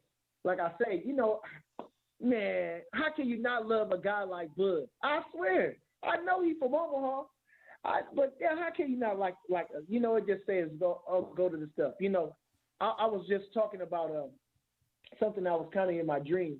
I was thinking, but they had that show. They had this show on there, did a study or did like a experiment. Okay, and they put the nice fancy store up there, boy. They made it look like this and put Payless shoes in there. Payless shoes, man, in a nice fancy ass store, boy. Man, those people was in there buying that shit up. They were talking about how comfortable that shit is. Man, they were saying Payless shoes. They was paying $600 for tennis shoes. Talking about they so comfortable. She was talking about the leather boots. She said they look so elegant. Man, they was Payless. They switched them up on them. All they did was put a price tag on them, put them in a fancy. You know what I mean? Man, the world toe up, man. And like I say, I don't get it. You feel me? I'm just talking now, but it's just crazy. It just baffled my mind to just like you say, the extent that the hate goes to. You feel me? Because the hate that come from if it's a quote unquote Crawford side, all that shit be the truth. It'd be like just talking shit. Like, man, get your shit together, bro. What you doing? Feel me? Come on, boy. What do we do? Never get caught lacking doing none of that shit. Come on, boy. Like I say, come on, man. What is you? Who is you? Feel me? So it don't even be nothing like personal, like he can't fight or this or he ain't fighting nobody this. You're like, bro, look at you. What is you doing, bro? What is you doing? Dancing in the all right, I ain't gonna start. All right, so anyway, Ness, I ain't gonna hold you, man. I ain't doing that. I just wanted to call in on the show. Feel me? I'm gonna do a show tonight. It's ecstatic. We going up, B&B boxing, you feel me? We went up, Keyshawn went crazy. Kelvin went crazy down in Tampa. You feel me? Keon putting on. Like I say, shit, Bud went, man, knocked highlight reel. Beautiful. Maldonado said, that's like a bag. Man. Hey, how he was boxing. Hey, that's what I wanted to ask. That's what I wanted to ask. There's a rumor on Twitter floating around that Malik Scott was denied being a commentator by Crawford. Is there any truth to that? Does Crawford have like something against Malik? I don't think so. Hell no. You know, Bud don't be tripping with nobody. I ain't never heard him say no trouble with no Malik Scott. Never. Okay. Feel me? Never. Well, Bernie, man, I don't want to hold you no hell more, man. Please give out your social media, give out the time and where they can find you live today, and thank you for coming on. I appreciate you, man. We going up tonight at 8 o'clock tonight, man. 9 o'clock tonight. I gotta make sure though, really, because I think my son got a basketball game. We're gonna check on that shit. But anyway, we going up tonight. You know I'm gonna hit you on the Instagram, Bernie Dub Boxer, Bernie THJ Boxer. You understand? Catch me on YouTube, catch me on Instagram. Look for the post. You understand? And tune in. You feel me? All right, champ. We appreciate you, Coach. Thank you for calling in. There you have it, Right, Coach Bernie, the boxer. He was obviously with Keyshawn in New York, but he is definitely part of that Terence Bud Crawford team. And we've been blessed with that information and that phone call. We're going to keep these lines moving. Looks like we're going to the 919. And this is Rob in North Carolina. What's up? Man. What up, what up? What's going on? I'm chilling, man. I've been listening to the show, right?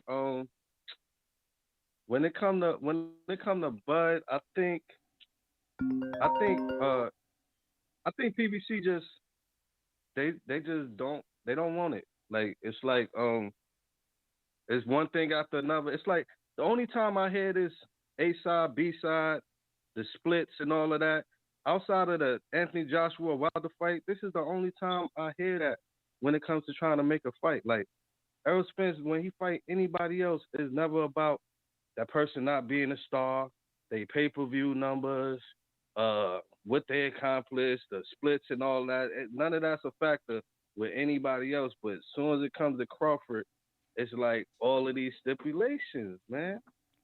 And it's just like, man, but you understand why, right? No, explain it. Because he out the whip. I don't get it. He out the whip, bro. Like, he out the whip. Like, that's not my dude. I don't got to help feed you. All right. I don't got to put you on. I feel that. I don't got to give you the biggest fight of your life. I don't got to give you your legacy. I don't got to give you the biggest purse. I don't got to give you the biggest fight of your career. You not signed to me. You not Heyman Boxing. It is a gang. Okay. That's what y'all don't get. All right, but why the fuck would I make someone else rich? I get that part, but it's plenty of fights that they do across the street, and that's never an issue. Okay, name one. Name one. Name one, and I guarantee you, before you answer, I guarantee you gonna name one with a B side from PBC. Never a A side. Tyson Fury, Deontay Wilder. Okay, A side Wilder. Remember, he brought the belt. He offered the fight. He got the 60% split in the first one. Yeah. All right. So then Bud got to do the same. What don't you see? I got to get back with you. That's Calvin Ford. You just said PBC won't be the B side, though. I just showed you an A side. What you mean they won't be the B side? I got Calvin Ford. I'm going to get with you. You said. Coach, what up? What's up, man? How are you, man? Thank you for joining us. I'm trying to get the sound right. I see the picture. I hear you fine so far. Okay, cool. Now you can hear me. We good. Nah, man. How are you, man? Thank you for joining us. Man, you my guy. You know I'm going to answer the call when you call, man. Every time you see me, I always give you my time. You know that. Appreciate it, man. Appreciate it, man. Obviously, you guys, what, 2 weeks out now? 3. Okay. What was the decision making in fighting Hector Luis Garcia, specifically him? Well, you see what Terence Crawford went through when he picked his opponent for his fight. We were scheduled to fight this period of time anyway, but a lot of things go on in our daily life and whatnot. And then we wanted to come home to Baltimore because you remember we went everywhere. We went to Atlanta, Vegas. We went to everywhere, but we haven't been back home because they was remodeling the arena that we did the last show at, so we couldn't go there. So DC was open, and it was a good look for us because we could get the old 95 to come to DC and whatnot. And when he was an amateur, that's what we used to do everything through was DC. You couldn't really go to no tournament unless you went through DC. So, Coach, what made you decide on Hector Luis Garcia? He's an undefeated fighter. He just beat it. He just son. What's his name from New York? Good fighter. You know what I'm saying? And Chris Colbert. that was, yeah. He son him. You know, he treated him like, yo, you picked the wrong fight. And it was a good fight. He's strong. He's at a bigger weight class, but you know, as a coach, we know that they walk around at a certain weight. You know what I'm saying? He looked at bigger than Chris Colbert. You know what I'm saying? And he's a good fighter. He's undefeated. He's a champion. You know, he's winning. You know. Absolutely. So I figured it would have been better for Tank to fight him at 130 because that would have made him a 5 times champion. By fighting him at 35, he's defending his WBA regular, but he can't become a 5 times champ by winning at 130 twice. Was it just a thing that y'all didn't think about that accolade, or is going backwards to 130 too difficult? No, it wasn't that. It's just based on time. You get what I'm saying? It's based on time. And Tank been out the ring for a while since the last fight. You with me? And he's been spending time with his family. A lot of stuff going on in his life. That's why you hear me say he's mad. You know, about a lot of things that's going on in his life, and he's at that age now. You know, as a young man, as going into manhood, going into your waking, you start thinking about a lot of things. What's your next decision? What's your next choice? And whatnot. So right now he said, let's go at this weight. We were scheduled to fight in December. No, let's push this back. Let's do a such and such and such. A lot of things that was going on that behind the scene, as far as boxing, as far as the business side, and they had to get straight first before the fight is even made. And we think it's good. We think it's a great time. The time is now, you know, to do what we do. So Coach, I gotta, they call me messy, but I just like finding out the truth. Bill Haney was on the show about 2 days ago, flat out insinuating that you are not being paid or you are not being paid properly by Tank. Is he just trying to stir the pot to get the fight between Devin and Tank, or is there something there? Because we seen George Kambosos split with his trainer, not pay his trainer, go into the second fight with a new trainer. Let's look at this. How long I've been with Tank? All my life, as long as I know, all his life. It's not about the money with me. Tank takes good care of me. He gives me what I ask for when I ask for it. He know I'm not into the money. You give me the money, I'm gonna spend it all on my kids. That's just simple. That's just like me. Because I understand I had money from the streets. You know what I'm saying? You can't take it to the grave with you. Tax man gonna come get it. You know what I'm saying? So what I do is I ask for what I want. At the end of the day, when I ask Tank to take care of my kids, do what I need him to do, it's done. It's not about my life. It's about him. In the words of Floyd Mayweather, it's about the fighters. They the one getting hit up beside the head. If something happens to Tank the day or tomorrow, who gonna take care of him? Bill, that's all he do is do all the talking. He remind me of Floyd when Haney can't even say nothing. You know what I'm saying? To stand up to be his own stuff. And to a point, it's gonna come to that point that he got to say it because we see it with the father and dad situations. You with me? Yeah, so you know him saying that, you know, he worrying about my pockets. As street dudes, we don't worry about what's in somebody else's pocket. We don't worry about what's in somebody else's cup. You know what I'm saying? We worry about what we do. And that's what we've been doing, and that's why we're successful doing what we're doing. Do you think that fight is a fight that has to happen between Tank and Haney? I don't say it has to happen, but it's going to happen. You get what I'm saying? Because if you look at all the great certain fights happen, certain fights, we can't name on a hand that a lot of fights that we want to see back in the days that didn't happen. I always wanted to see Earn Pride and Sugar Ray Leonard happen. Don't know what happened. That fight didn't happen. You with me? But if the fans and the money is right, at the end of the day, that fight gonna happen. That's just like we look at the Spence and Terence Crawford. We thought it was gonna happen this year. That fight gonna happen if the money is right. That's like how long Floyd and Pacquiao fight took. You know, things take time. You got different two sides of the fence. different networks. You know, they got to get all that straight and who's going to show the fight. Then you got to worry about that overseas money. You know, so all that's a lot of factors into a lot of things, and people keep forgetting. Before a fight is made, the business side's got to be done first. Do you think it would be in the best interest of Haney to beat Loma and then try to pursue the Tank fight because he would be a free agent if and when he Um, beats Loma? see how you said that? They howling for Tank, but they got problems that they got to deal with in front of them. Get what I'm saying? And they knew that. I heard Devin tells me that the last time we was together. Good guy, Devin, good guy. But last time we was together, he said he got to deal with his situation first. You know what I'm saying? And I understand Bill. Bill trying to get the best butt for his bang. That's business. I need you to give us your thoughts and whatever you may know on that sparring session. Obviously, Bill's been out here claiming that the sparring session went a certain way and that he made a whole bunch of money, that there was bets Let, on the line and he walked away with let, the money. let me say that anybody can say anything. Broner was there. I wasn't there. I could tell you about the first one. But anyway, like I said, Broner came on and said what he said. When that fight is about to be made, that tape won't come out. Why? Somebody gonna get paid off that tape. That's as simple as that. And we all know it's a tape out there. So how positive do you feel about the Tank Ryan fight happening? I don't even talk about that fight. I gotta make it past this first fight to tell you the truth. I know Al did his thing. Right now, in history, I always go off. I'm an old school coach. I always go off what happened in the past when you see major fights before the fight. You know what I'm saying?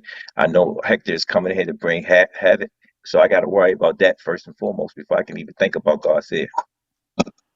And then I got to put on my scary fight. I got to worry about him fighting. You know, so it's a lot of variables and things. Coach Kenny Ellis called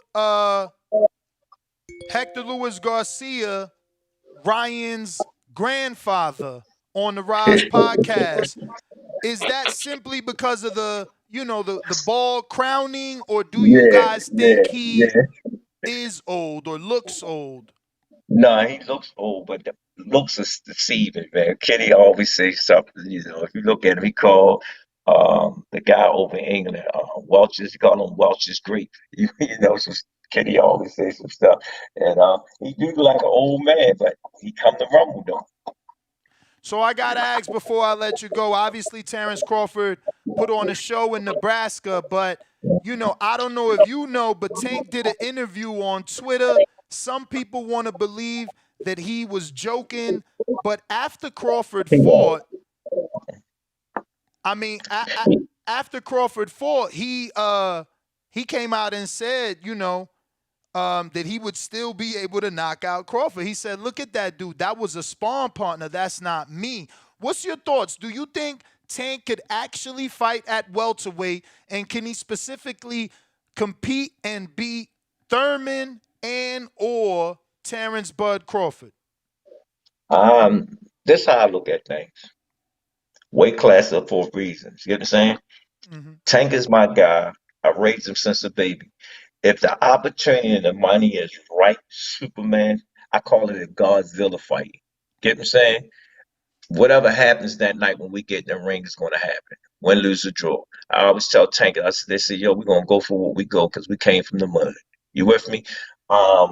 Tank will say things out of his mouth to get people riled up, which he do. That's just like when I was listening to some podcasts. Tank never sit there and say he was going to fight Thurman.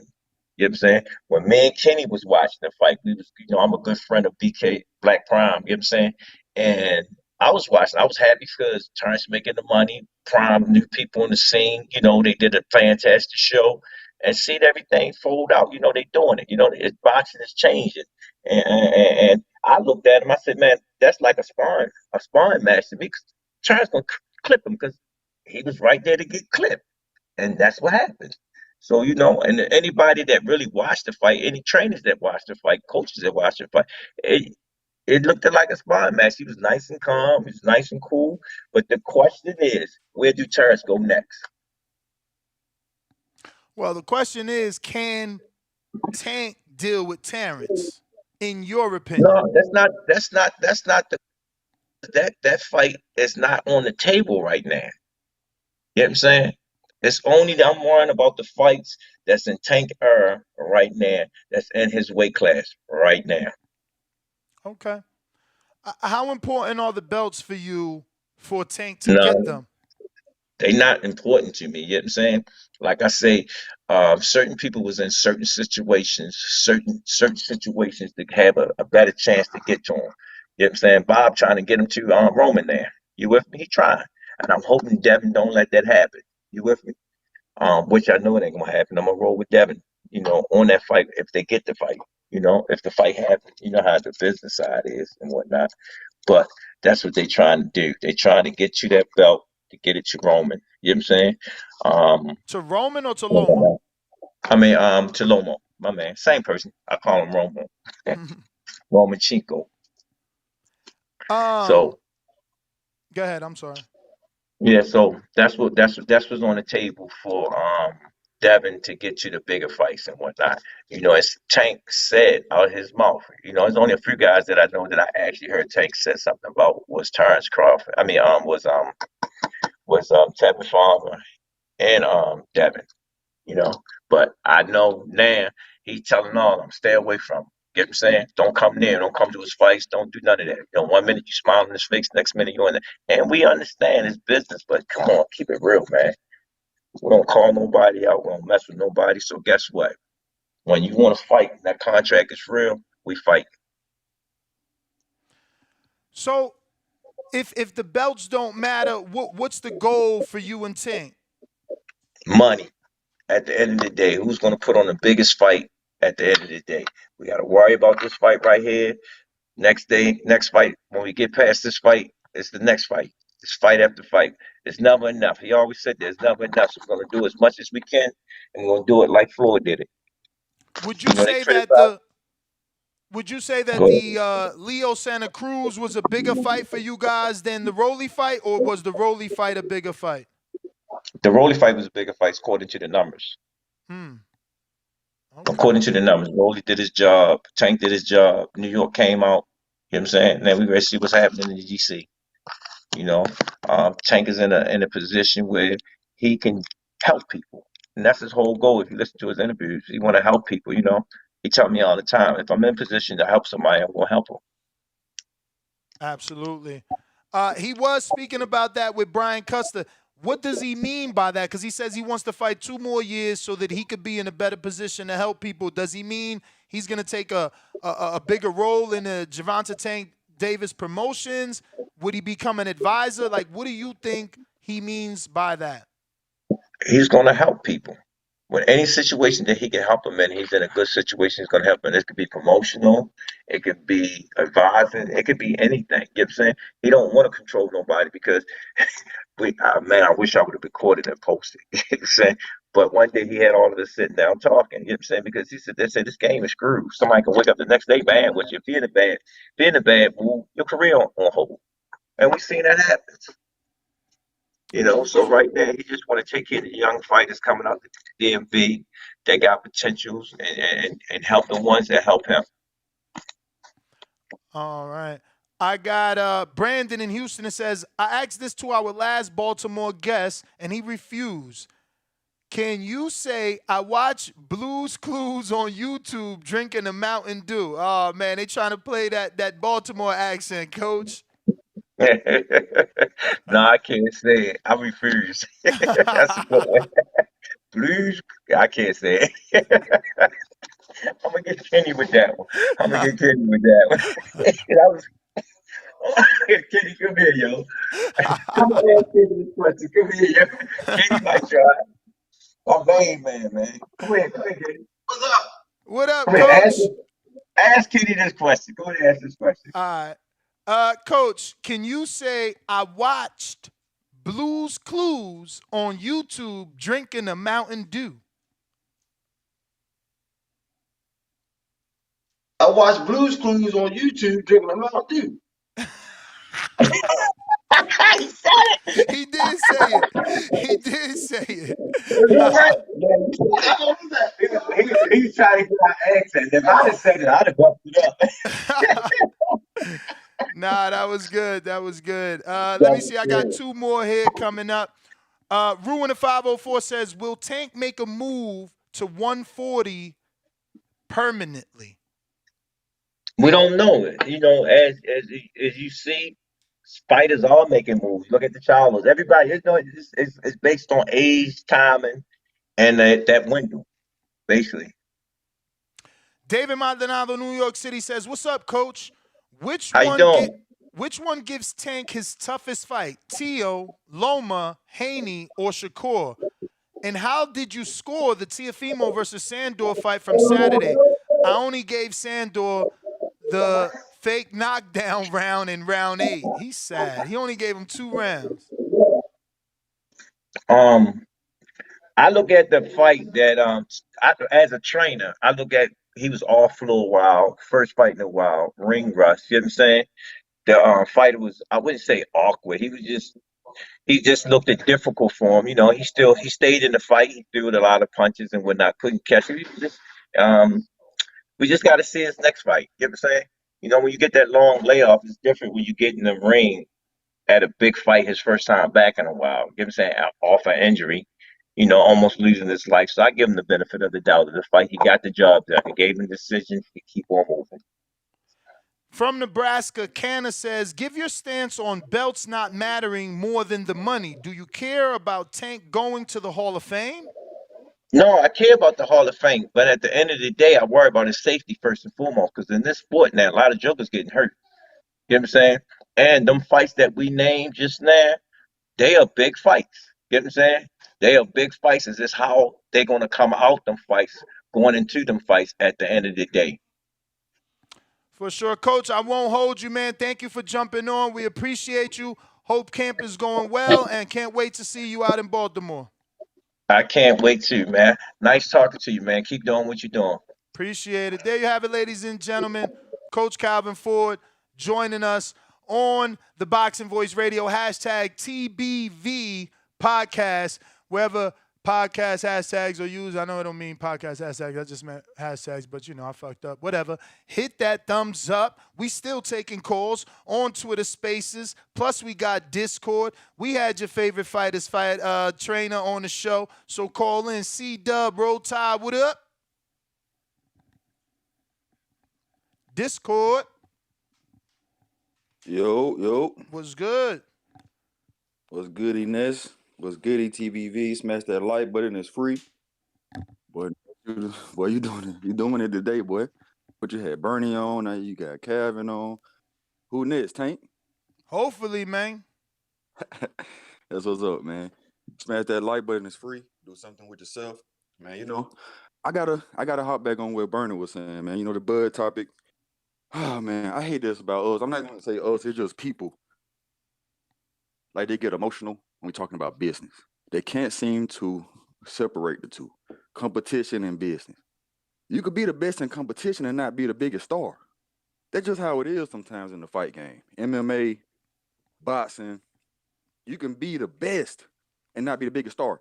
So when he said that, and you just can't be delusional if you want to talk about business. Because we're not going to get nowhere. So you saying Bud was a bigger star or a star before he even met, before Errol even came to the picture? Well, if Bud was a star, then he was a North Star, and Errol is the sun. So you got to know your position and know your... But don't you think they know their position? I mean, he repeated it over and over. We the B-side. We the B-side. We, like... But then he's saying you got to make it right. So what they doing is... Yeah, you got to make it right. You got to make it right in terms of give me a respectable offer. Treat me like a man. They accepted all the terms, so I think it's more about the language and the character treatment. Because But yes, sir. Yeah, and I see where you're going with it, but that's what I'm saying. Me saying that you're not getting it guaranteed is not disrespectful. Like, but I'm pretty sure that's how they take it. Oh, I'm not... Well, I think the disrespect. Number one. I deserve the guarantee. I think the disrespect comes from them being part of the event, but not having access to certain things. That's what he felt is disrespectful, at least from what Bernie was saying. Is that the same? And it's the same thing that goes on with all the fighters. That they don't. But now you're saying all the PBC fighters not business savvy and they all getting mistreated now. That's what you're implying when you say that. Because what Arrow said, I'm not getting guaranteed either, brother. I'm getting a percentage too. So what are we saying here? What are we doing here? Y'all just want the business model to be like Bob, and y'all want Al Heyman to go around saying he lost millions like Bob did when he not gonna look like that. That's the thing. Y'all want him to look like that. But look, Bud is pound for pound number one. Bud had a successful event on BLK. That's another player. He don't got to get down to lay down, but it still get down to lay down if you want Errol and Jamil. It's still that. But look, listen, you had a successful event. Good job, sir. Instead of getting 35%, now we'll give you 38%. 37.5, and we'll give you 1 or 2 million guaranteed. How about that? Does that change shit? If it's all about the guarantee, you just want 1 or 2 million, or you just want a bigger percentage now? Because you did do good, but it still get down to lay down, So, man, we just got to start with when they start talking business, it's not disrespectful. Don't say you're taking somebody's manhood. Like, come on, man. Let's start with all them angles, and it's just business. It's just what I'm offering you, what you're going to decide to offer or leverage back, and we're going to negotiate, and that's what it's going to be. Shout out TBV. Smash that like button. It's free. All right. We going out the Twitter Spaces to Trafalgar, something like that.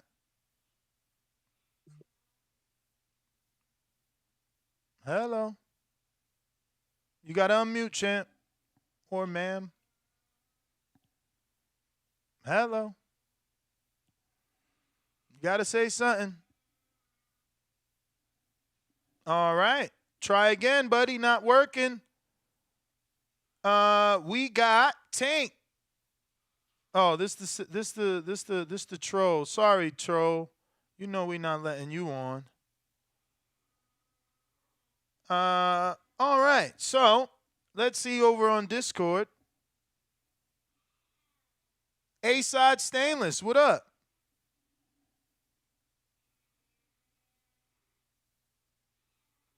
What up? You can hear me? Yes, I could. Give me just a second. I'm gonna cut off this Bluetooth. Yo, TBV, what's good? What up? Ain't nothing. Got to enjoy a good pay-per-view. Got to enjoy a good card last week. And they didn't release numbers though. They just said that, that they were pleased with or that they hit projections. BLK. That they exceeded the initial projections. Do we have any idea what those were? Were those ever mentioned? No. Or is it just our idea? No, they did not mention. Either way, it's good to hear.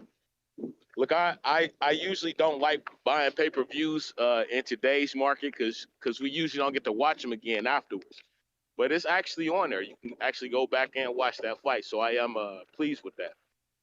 But the main reason that I'm calling Ness, if you can, in case he's listening, Brandon Lance, get at me. My son's birthday is Monday. He'll be 16. This dude gonna be like your size by the time he done. But I'm going home to Nashville this weekend, so I'm going to record whatever Border War songs I have, whatever boxing bar songs I have. And I've already been back and forth with Dollar, but I still need to get at Brandon Lance too. So if he holler at you before he holler at me, because for some reason he can't reach me on Discord. I'm gonna text you his number. See me and I'm muted.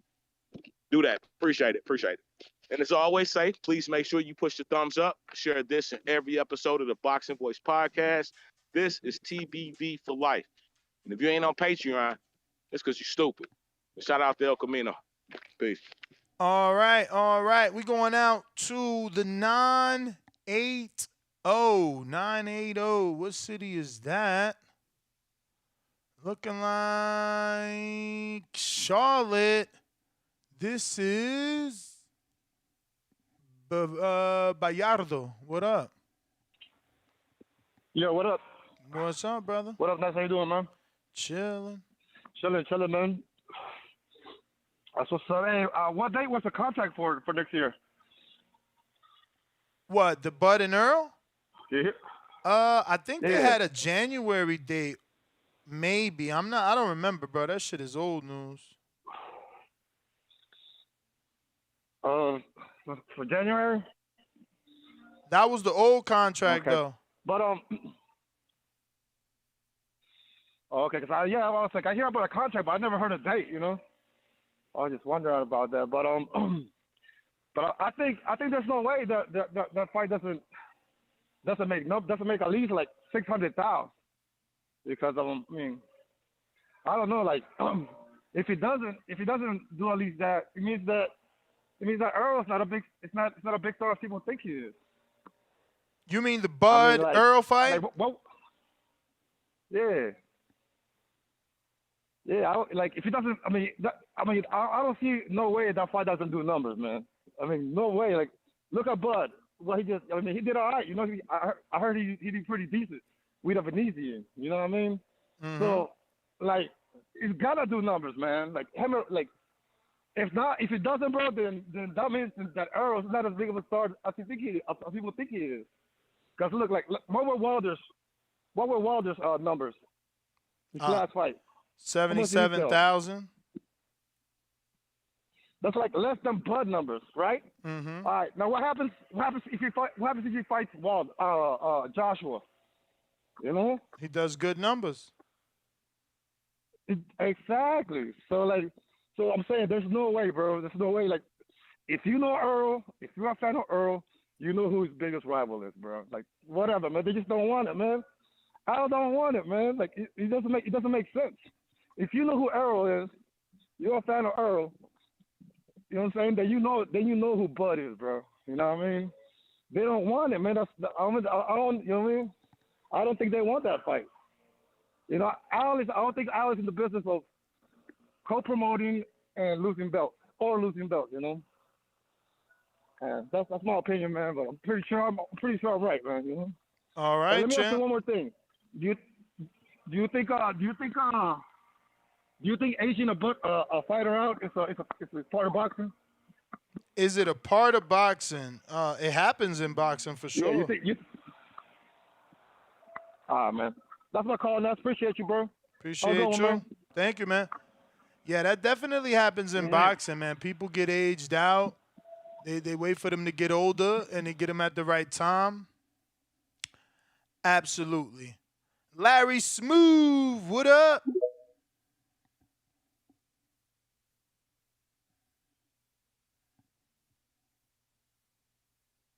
Larry Smooth, what up?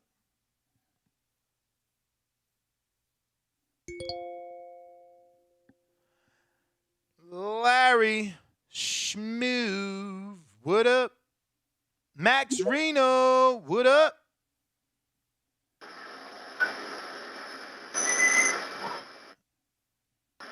Max Reno. What's going on, Ness? Can you hear me? We do, but we hear a lot of background noise. Oh, let me take the Bluetooth off. Can you hear me now? Yeah, just go for it, champ. Hey, first I want to say I like your show. I like what you got going, man. And I just want to tell you a quick story one time.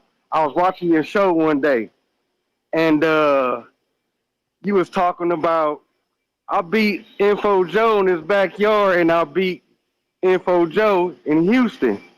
So that's my uncle. So I called him. I said, man, there's some dude on here talking about he beat you. What's going on, dog? He's like, oh, no, that's Ness. That's the show I've been telling you to tune into. You know, I just thought it was quite funny, man. I was already tuned in because he told me to tap in with y'all. And it was just quite funny, man. I heard you saying that. I didn't know what it was. He told me it was about a chess match or something like that. Yeah, we played chess a few times. Yeah, so big ups, man. He turned me on to y'all show. I've been rocking with it ever since, man. Y'all inspired me to do my own boxing podcast, Maximilian Boxing. You know, appreciate it. After that, yes, sir. You quite motivating. And my take on Bud, man. I don't know if you are familiar with the glove gate they talking about right now. Yeah. We showed the we had Bud, one of Bud's trainers, and we showed the gloves. It was crazy. Yeah, I don't know what to say about that, man. You know, I don't know. But That's the I commission would fault. definitely, yeah, I would definitely love to see Bud and Ennis, man. I would love to see that fight, man. I wouldn't waste too much time on Earl, man. Man, give that man a shot, man. He's well deserved, man. He's well deserved, man. I say give Boots his shot, man. That should be the next fight, man. If not, like they say, Charlo is very emotional. So I think the Charlo fight will probably happen before the Spence fight, just based off the emotion. You know what I'm saying? But that's all I got to say, man. God bless, man. Everybody in this room, man. Y'all hit the thumbs up, like, share, subscribe, man. And I'm for sure gonna be a Patreon real soon. Champ, shout out your YouTube and your podcast, man. Yes, sir. Have a blessed day. Shout it out, though. Give everybody where they can find your Oh, podcast. yeah. Maximilian Boxing. Type in Max Reno, and it directs you right there where you need to go. Appreciate it, man. All right. Thank you. Thank you. We're going on to Majid. What up? Ness, what's up? You can hear me? Yes, sir. Everybody need to like the video, subscribe to the channel, join YouTube. Forgot the shit. Anyway, yo, C-Dub, yo, stop talking that shit, bruh. Like, I don't know, man. Those gloves look perfect to me, man. You know what I'm saying? We got those from Fury Camp. You know what I'm saying? We like to thank them for that. And as far as this fight that's gone, man, this damn Spence versus Crawford, it took Mayweather and them niggas 7 years to get that shit done? Yeah, like 7 years. So everybody listen, this shit is on track or whatever. You know what I'm saying? It's been about 4 years since this fight started. So just another 3 more years. And then y'all gonna get what y'all want. You know, somebody may take a loss or two, you know, and all of that, you know. But other than that, man, shit, really, that's all I got. You know, it is what it is. Yeah, that's all I wanted to call and say some bullshit. All right, Majid, thanks for calling in. We going out to CYP.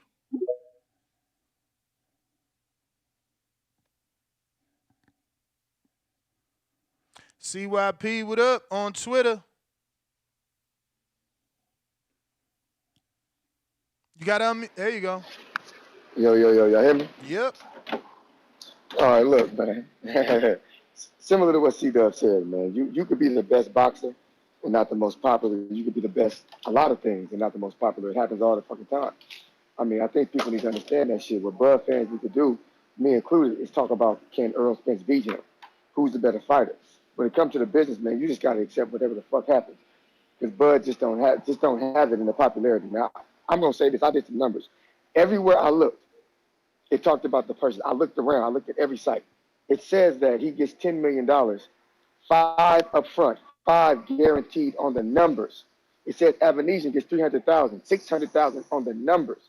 Never said that he got $10 million guaranteed. There's a difference between guarantee and purse and earn. See, a lot of us get confused. When the PBC fighters say they earn more than their purse, that's two different things. But your purse is 2 million. What you earned was based off the numbers and the projections. So he earned more than what you saw was the purse. If they told you Bud's purse was 2.5 or 1.5, that doesn't make sense based off him telling you he was guaranteed 10 million. His purse should say 10 million since he was guaranteed it based off what was said. That's not what it looks like when you look at the details. The details said, no, half here, half there. Everywhere I looked, they had different numbers for Bud, but they had the same number for Avanesyan. Everywhere you looked at, 300K for Avanesyan. All the sites, 300K. So one of them they got right. So one of those got to be right for Bud, but not one of them said he's guaranteed 10 million no matter what. There are numbers that are projected here now. If you don't want to tell us the numbers, that's cool. I don't care, but I did my own math. If to pay Bud is 5, to pay Bud is 10, and Avanesyan is 6. They had to sell 150,000. Now for Black Prime to just make $1 million, they had to sell 425,000 pay-per-view for them just to make $1 million. Just to make $1 million. So if unless Black Prime is in the business of giving away $10 million and receiving nothing, they had to at least go to 400K. That's just mad. How many of y'all think that on ESPN, the worldwide leader in sports, which is the biggest broadcast to the world, that Bud was on, couldn't do 450K versus Porter or nobody of merit, but he did 400 something on Black Prime, which most people don't know about. This isn't a knock on Black Prime. You got to start where you start.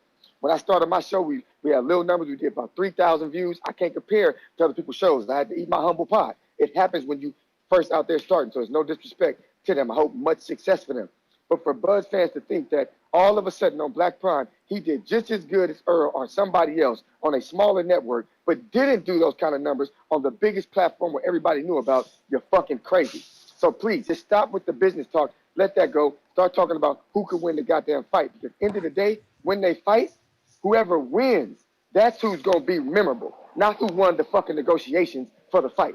Whoever wins the fight is going to be the person you talk about, not who wins the fucking negotiations. I'm sick and tired of people talking who can't understand logic and get all emotional and want to sound stupid, coming on TV sounding like fucking idiots. We've been around here too long to not understand the business of boxing is important, and you have to know about it. And if you don't care or don't know, shut the fuck up and let them do their fucking business. Earl is the motherfucking A side. He's the B side, but is Earl the A side fighter? We have to see. Because I believe right now, Bud can win, but the longer this shit drags on, Earl could win. I'm fucking fair, straight down the middle. CYP out. Wait, CYP, so let me ask you. So are you Go saying ahead. that you believe Bud is lying? About receiving $10 million already. Oh, so yeah, I just Yes, so that's what you're yes, saying. You yes, think he's making it up? Yes, yes, I believe 100% he has not received a guaranteed $10 million as of yet. I believe not yet. He can, but if Black Prime is telling the truth, and they said they reached their numbers, then yes, he got 10 million. If they're telling the truth, hell yeah, he reached it. Because there's no reason for them to say we reached our goal. Because their goal was to pay this motherfucker his $10 million.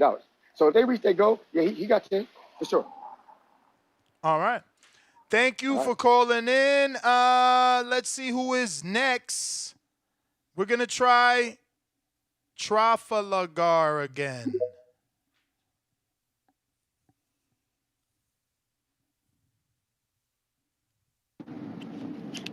Yo. What up? We hear you.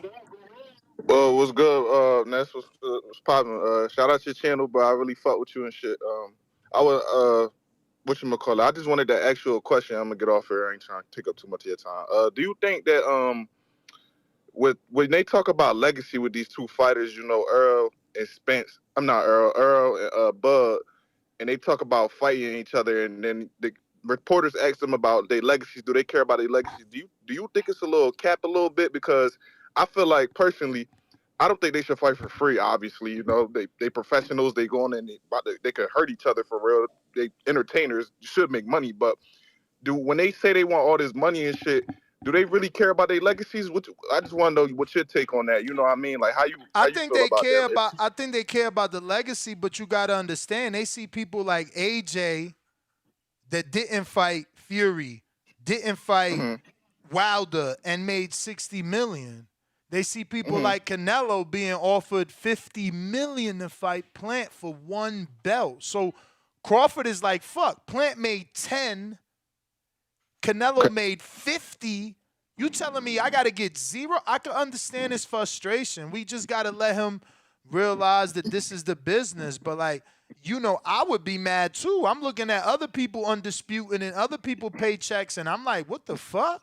Why is mine's not worth the same? Okay. Yeah. It just strikes me to think like, like I'm trying to think like if two people want to fight, you feel me? Do they actually really want to fight? Because they can make the fight, but I know the business on the boxing with the money and shit. But I'm just thinking from a standpoint of two people that say they want to fight, and like I want to fight you want to fight me. Let's make it happen. You did what I'm saying? Mm-hmm. That's all I was saying. I just wanted your take on that, bro. I appreciate you, bro. Shout out to your channel. Appreciate you, man. Thank you for joining us, man. We definitely appreciate everybody calling in. You could do so on Twitter Spaces, Discord. Plus, we got our landline popping, 14255-695-5241. Shout out to everybody tuning in. We going out to the 407. That's Florida. Who's rocking out with us in the 407? Uh-oh, new callers. That's what I like. New caller in Orlando. Who this? Bro, can you hear me? I hear you, brother. Yeah, I'm gonna keep it G with you, dog. Like, to me, I came up watching Bud and Earl. What's your You name, feel champ? me? I'm sorry. When Bud had dreads. Can you hear me? Yeah, I hear you. I just want to get your name so we can address you by name in the future. Oh yeah, you could just call me Tech Tech, bro. Tat Tat? TECH. Tech Tech. Oh, TECH? You heard me? TECH. All right. Talk to us, Tech Tech. You in peep game, Miami bro. or what? Orlando? Where you at? I'm actually calling from the ATL, bro. Oh, I'm in shit. Atlanta. All right, ATL. You feel me? But I came up watching both of them. You feel me? So I like both fighters. To keep it G with you. But I did what you saying because a lot of these cats, they not really fans. You see what I'm saying? They really pretty much haters. But as far as the glove type shit, I run my own business, so I can tell you since COVID, the quality of materials have went down, bro. You feel me? And that's something that nobody considering. They probably don't care, and I get it. But at the same time, the level of materials that you're getting right now, that shit's subpar. And you know, I've literally spent a lot of money replacing parts that we already purchased because the quality is subpar. So that's one thing I think people got to consider. But you know, I'm a big Bud fan. I'm a big Earl Spence fan, and I'm looking forward to the fight too. You heard me? So I ain't gonna waste your time, bro. I just want to tap in and you feel me? All Say right. my little piece or whatever. Nah, man. Appreciate you, brother. Thank you for calling in. Looks like we got a counterpunch from Stainless. Wherever he's at, we're going to. Oh, actually, there goes Stainless. What up?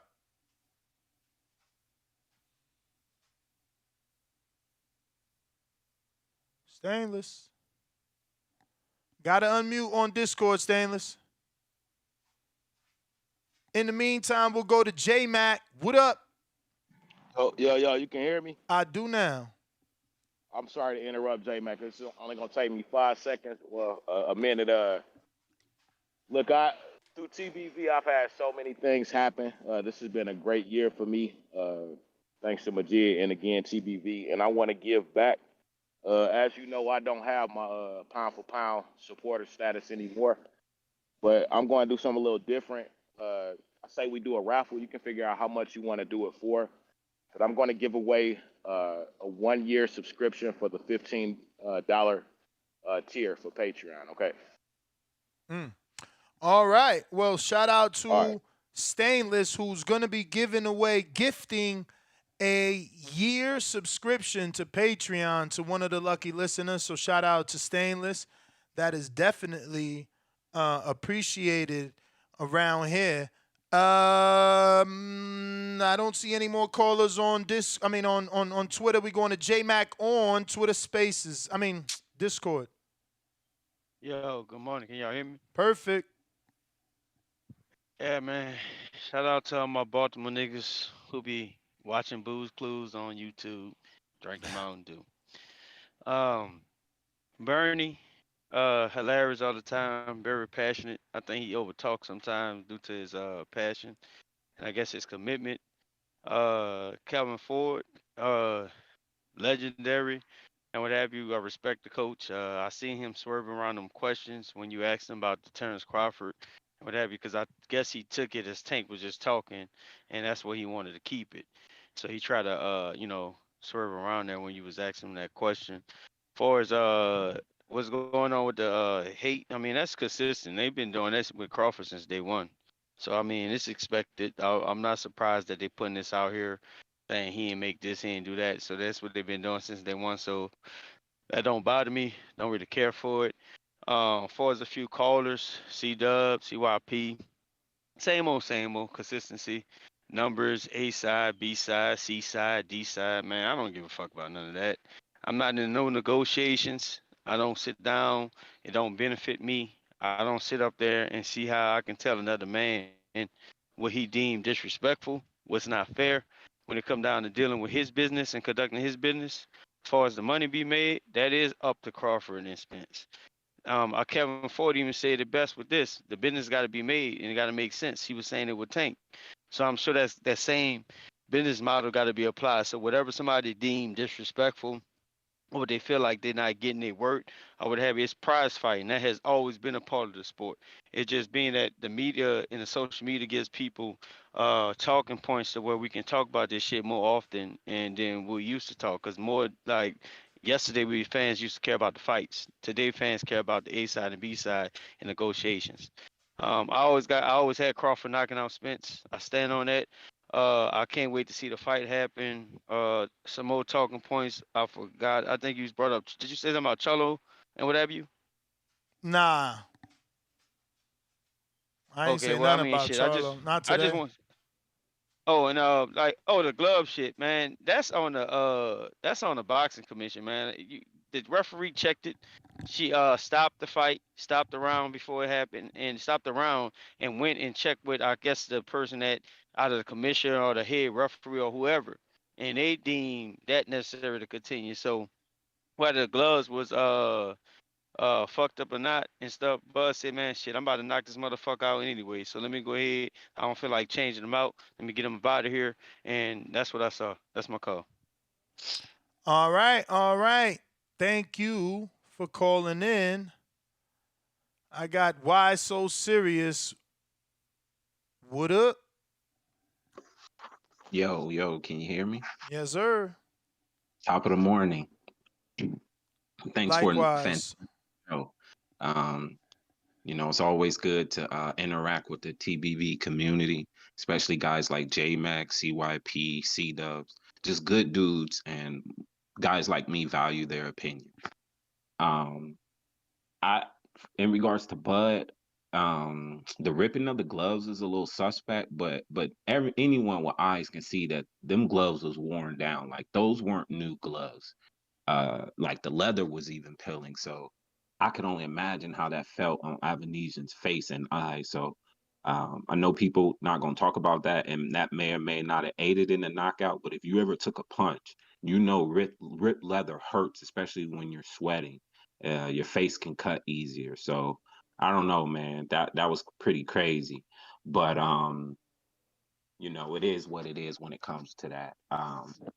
And I'll say this in regards to the fight. Me personally, I hope Earl and Crawford never fight personally. Just at this point, I hope they don't fight. The fans don't deserve the fight. Nobody deserves that fight. So I hope they keep just doing what they doing and they never fight each other. Just let the YouTubers make money off of what if, what could be, and just move on. Like I hope they never fight. And Bernie, if you still listening, I just want to say this, two things. Please stop saying y'all accepted everything, but then there was language in the contract that y'all didn't agree with, because you can't accept everything, then talk about we didn't get transparency. Just say that there was some language discrepancies that's causing an impasse. Okay? Stop saying y'all accepted everything, because But if y'all accept you probably ain't reading all the reports. He got his transparency. He did accept everything. PBC is the one that switched the date from this year to next year, so he walked. So I don't know what right, information you got, but he got but everything that's he wants. literally So Bernie didn't say anything false or wrong. definitely said the man asked for transparency and he couldn't get it. What the fuck is that? But he That's literally what. eventually did. The reports prove that he did. They literally Okay, say Crawford got his transparency and agreed to everything. and then forget who asked the question. Said if they sent the same contract, would you accept it? He said, I don't know. We got to see. I mean, and it's Transparency is. true. It's true. He don't know. He's not Terrence. It's not his decision. But if you accepted everything, for them to send the same contract again for a newer date, it shouldn't be a problem. But Yesterday's okay, fine. price ain't today's price, buddy. So again, he Oh, don't know. He can't answer that like that. He don't know. oh, so we not accepting everything No, then. but we don't So know. That's what I'm telling you. We don't know because it's Terrence's decision. You trying to base your opinion off of what Bernie said. Terrence has well, to ultimately say yes or no. Bernie represents the No, he team. He's a don't. part of the. No, he don't. He Yeah, wasn't even at the yeah, fight. He wasn't at the fight. You trying to because he make was him at another represent the fight. team. You trying to make He him represent the team. He was all the way in New York City. so Bernie don't represent Crawford's team. Okay, cool. Thanks for letting me know. Bernie is an own individual who's just a fan of Crawford. He's not a part of the team. He Thanks for definitely not a part of the fucking negotiation table. He's made that did shit I say very that? I clear. said team. There's multiple components that make up a team. Floyd is a part of Al Heyman's team, but he don't represent Earl. Okay, so you could be a part of a team, but not be a part of every integral Bruh, details about the team. you want to call him part of the team? Call him part of the coaching staff. He ain't part of the negotiation staff. You know that, and he made that clear. You just trying to And put him that in part that. I will You just admit. trying to I put him will in admit. that category. Okay, fine. So let me take it to the next level. Bernie, the last thing I want to tell you, brother, please don't call in here talking about moral values and principles. 75% of the listeners don't believe in that stuff, including Ness. He believes a dollar over everything, a dollar over family, a dollar over love, a dollar over That's anything. He not will true. sacrifice anybody and anything for a dollar. That's So not please true. don't talk. That's what you said. That's what you said.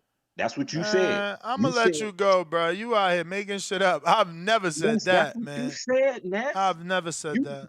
Yes, you did, because when I said Earl shouldn't fight Keith off principles, you said, that don't fucking matter. It's $10 million on the table. How you gonna tell him to turn that down? We not in his tax bracket. Ain't nobody ever gonna turn down life-changing money. Meanwhile, Ice Cube turned down $10 million over a COVID shot.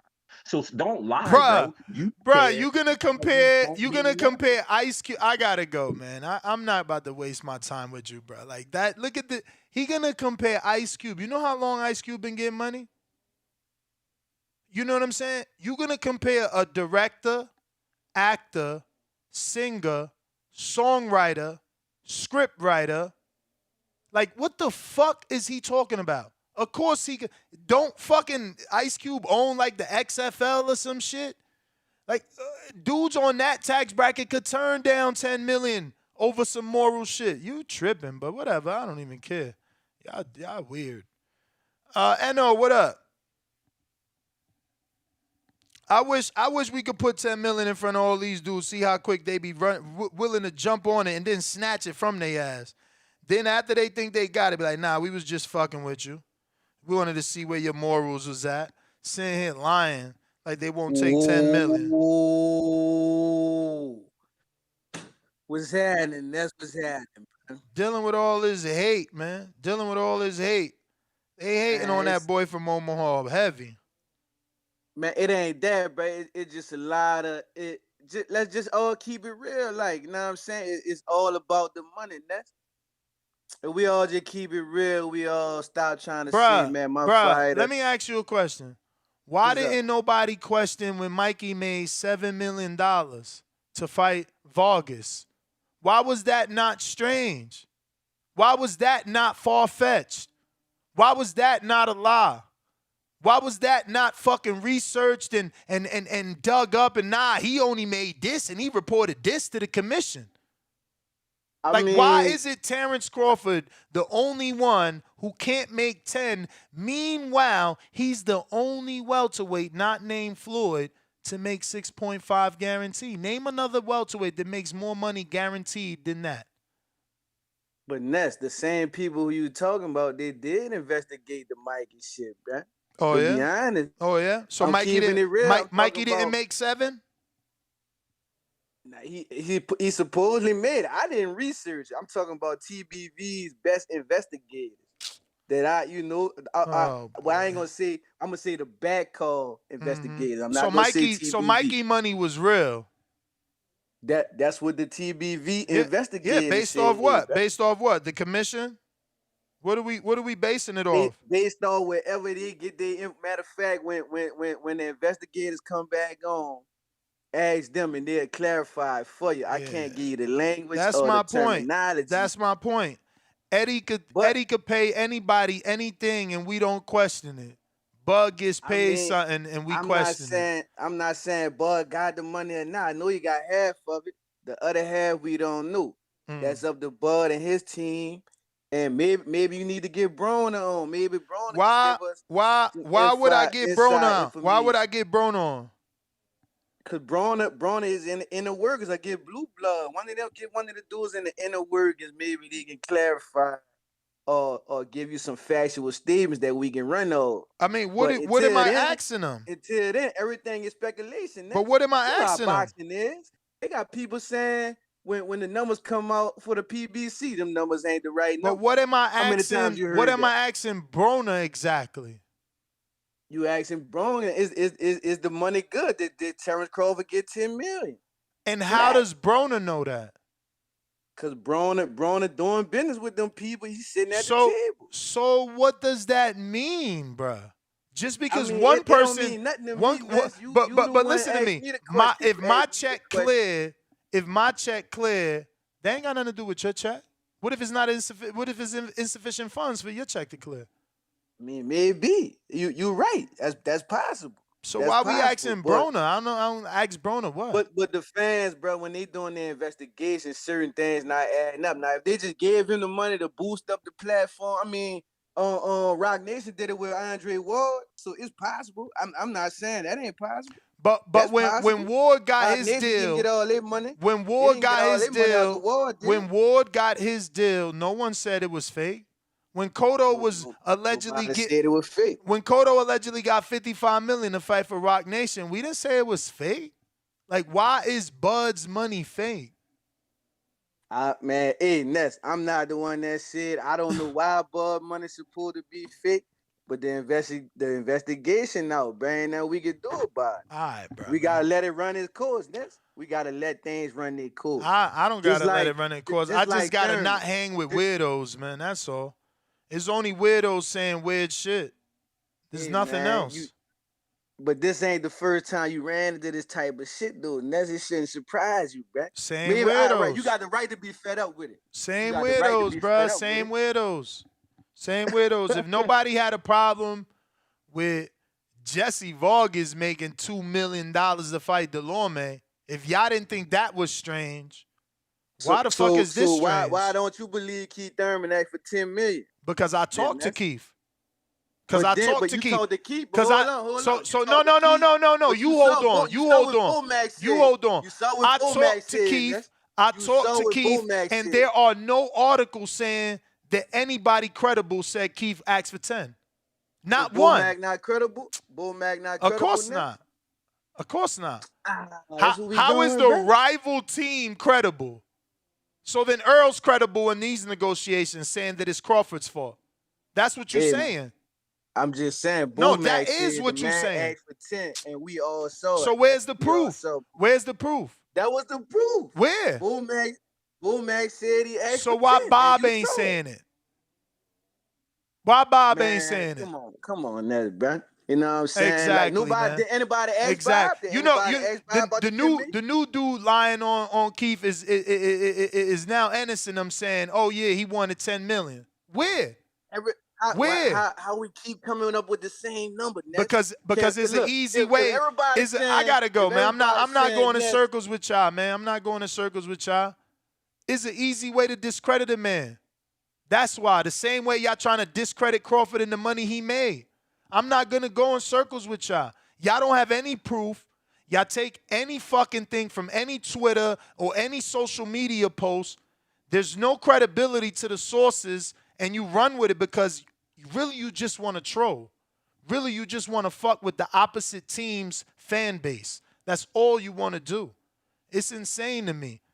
You know, fucking Mikey, a featherweight, that's never ever in his life looked as dominant as Crawford, can make $7 million. Not Crawford though. That's insane. That's far-fetched. Man, you dudes are weird. You're just weird. You know? There's so much money in this sport. The only sport that isn't governed because there's so much money, but you telling me that man can't make it. He can't make his money because y'all just got that hate in your blood.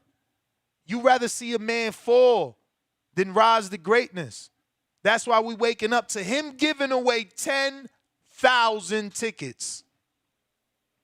I got a dude arguing with me like, Dan, you calling me a hater because I said that? Yeah, because I wouldn't repeat no stupidity like that. I've never seen a promoter to this day give away 10,000 tickets. The fuck? Shit, stupid. Good, Chi. How you feel? What up, Lidslow? Hey, can you come right back to me, Ness? I'm at a drop right quick. You got it. Maurice or Marquise, excuse me, Robinson, what up?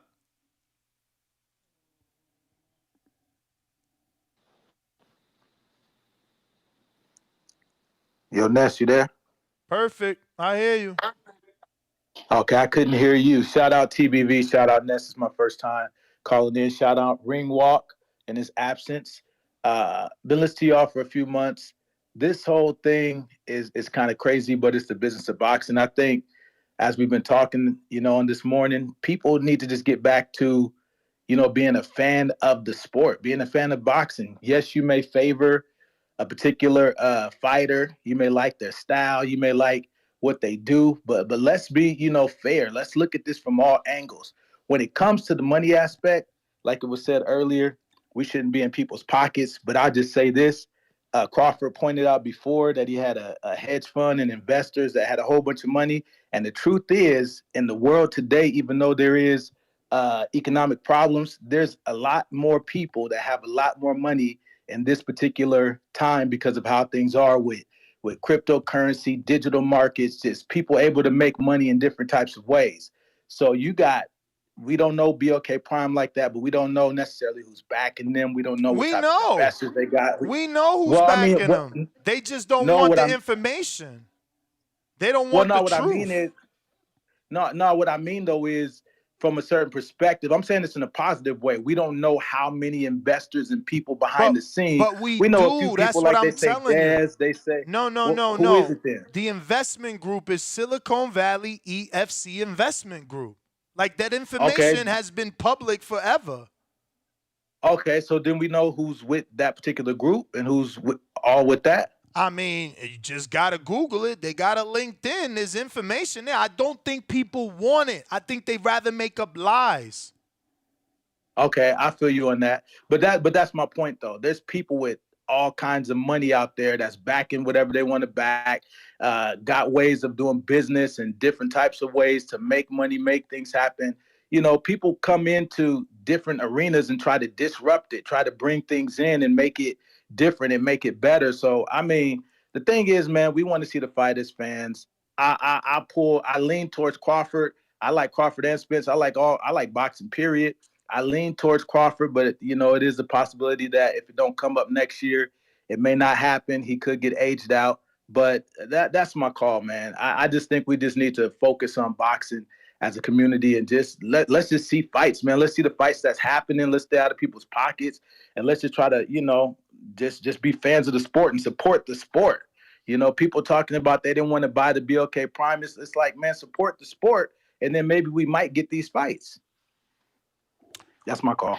All right, champ. Appreciate you calling in. Looks like we got Ron Boy Fresh. What up?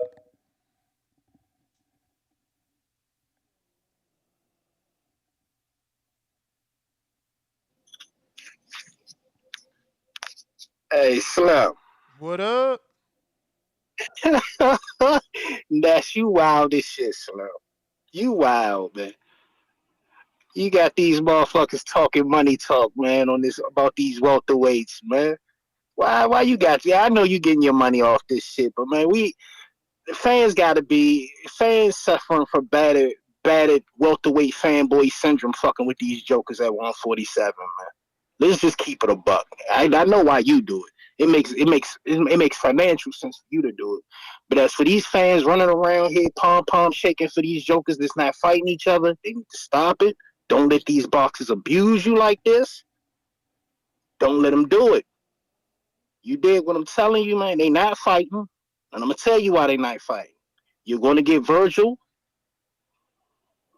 beating up Stanionis, and Earl and Al is gonna make a play for Virgil. That's the play, and it makes more sense. That's just what it is. Got to get over it. I hear you, champ. So I mean, get your money now. So you know how you know how I feel about this division. I just think they doing the boxing fans dirty. And I mean, it makes for good soap opera, but man, it's just fucked up. It's just a fucked up game, Slim. And I'm out with that shit, Mo. But we gotta wake up, man. This shit is fucked up. Gotta wake up. Agreed, champ. Agreed. Thanks for I'm out, calling Mo. in, baby. We Yeah. going out to Decatur, Georgia. Actually, this is Elohim James. My bad. Got to unmute, Elohim. All right. Can you hear me, dog? Yes, sir. My boy, what's good, Nestor Gibbs? What up, bro? Been a minute. Yeah. You know I still be checking in, man. Y'all do so many damn shows these days, bro. Golly, boy. Y'all on top of the world, you feel me? But dig this, man. I might be late to tuning in to this show, man, but is Ninjas really like gonna like not say nothing about my boy gloves busting all the way open? Oh, we talked Both about it. gloves.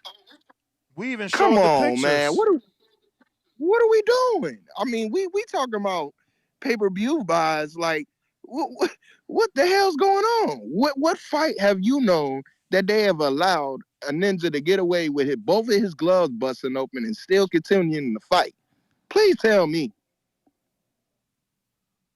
Okay, silence. So you don't know of any I other mean, fight I don't that's know happened? any other fight that worked out that way, but we know Yeah. of other fights where the gloves obviously have come apart. Fury's fight with Hammer, I believe the thumb came apart. We've seen this happen in other fights, not as bad as Crawford's looked. Bruh, that to me, bruh, I'm sorry, I just can't get past it, my boy. You working with a Fugazi network. You Why? work Why with did it look Fugazi? Because it looked with the it glove, look the broadcast. show, or the broadcast. Yeah, the broadcast look. Listen, the broadcast look legit. I had a All little right, well, problem so getting how is into it? the app. So if the broadcast looked legit, how is the network that broadcasted the stream Fugazi? The people that's behind Black Prime, I've done a little investigating myself, and it's a couple shady characters in there. You know what I'm saying? And if you know you know how to check them out, but you know it still ain't been proven that my boy even got his whole 10 mil Okay, guarantee. so people keep saying that because that's what they want to believe, but didn't Crawford literally say at the press conference he's willing to do another fight with them? So what world So do why you, he a free agent? my friend? So why he a free agent? Then? Let me finish, because you're the one Okay. living in the weird world. You're the one. You're the one living in the world where you think a man didn't get paid, but he's gonna go work for the same company again, and he's gonna I didn't say he publicize didn't that. get paid. No, I that's said he what you're didn't get the saying. whole 10 mil. No, that's I what you're said he didn't saying. get the whole 10 mil. But again, I say he didn't again, why are you insinuating that if the man who worked for his check isn't saying he didn't get paid? Now, let me give you an example here, right, before you go and make this call worse. Regis Prograis. Exactly. I know. Exactly. Okay. So don't lie on Crawford. I'm not lying. Yes, you my are. man just, You insinuating that he didn't get his money when he never said that. And in fact, he said, I'm willing to fight again. So that means that he got the whole 10 mil. I gotta go, bro. You tripping, Elohim. You know it. Come on. Nah. I'ma buy another Corvette, because this one is garbage. You hear me? I'ma go get another Corvette, because this one is garbage. Like, I don't think you motherfuckers listen to the shit coming out your mouth. It's straight caca. The man ain't get all his money, but he out here publicly saying he gonna fight for them again if he can't get it right with Earl. And I just been told some information. Give it 24 hours. See how big the new thing they doing is. Info Joe, LA, what up? And by they, I mean Black Prom. What up, Ness? Wait till 24 hours and see who they gonna be saying they was just talking to. Go ahead. Yo, what's up, champ? You hear me? Perfect.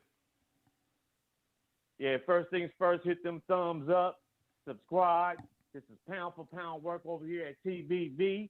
Yo, my man Jonathan Sims, man, I know you my boxing brothers, man, but I'm gonna have to rebuke you in the name of the boxing gods. Yes, we need this fight. Yes, we deserve this fight. We've been paying for pay-per-views that we don't want for the last 2 or 3 years. We need this fight. We want this fight. We want the Spence and Crawford fight. So don't even put that in the air, champ. You need to go do a couple of Hail Marys and a couple of prayers, man. Shout out to the boxing guys, man. But I rebuke you in the name of the boxing guys, my brother.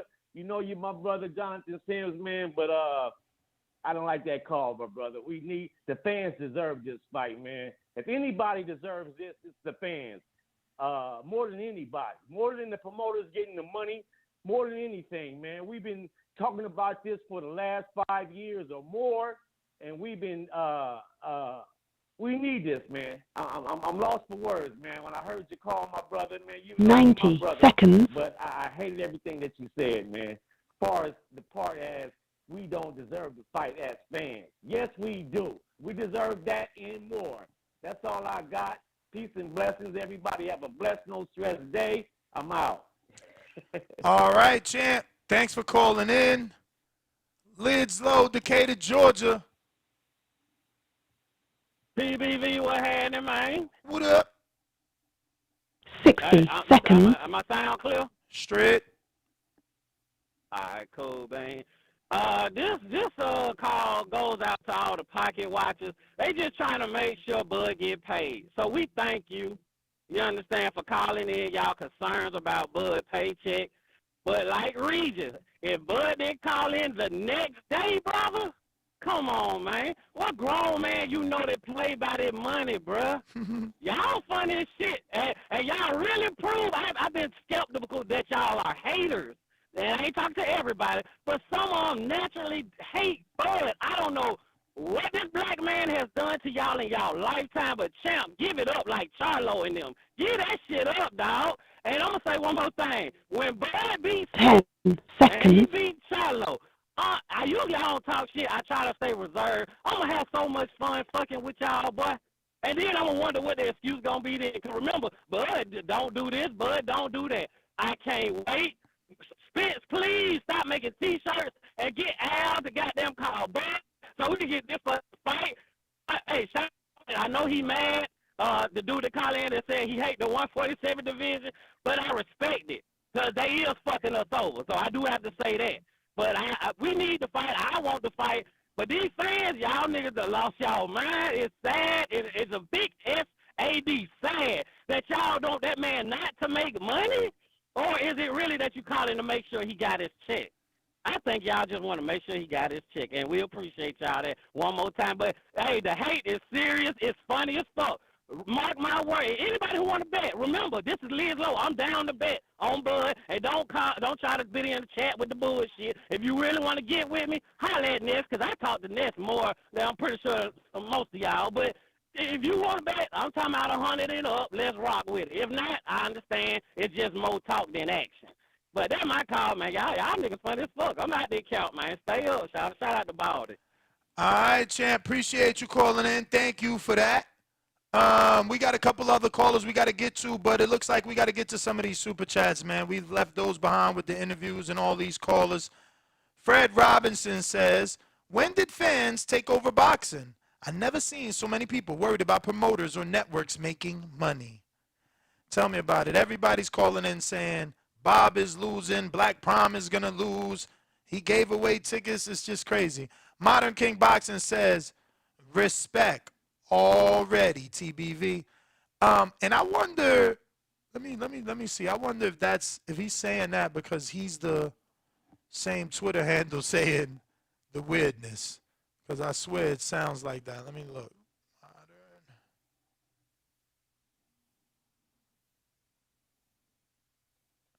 Sorry about the dead air. Let's see. Keeping it moving while we search for that. We got Scat Rants. Why the Nebraska State Athletic Commission lists Bud's purse at $2.5 million? They have no reason to hate. You know what's funny? A lot of guys choose to use this commission when it suits their argument, right? Someone show me Earl's commission from Texas making $8 million versus Mikey. I don't think anyone has ever contested that Earl and Mikey both made $8 million. So I'm not really understanding what's the issue at all. But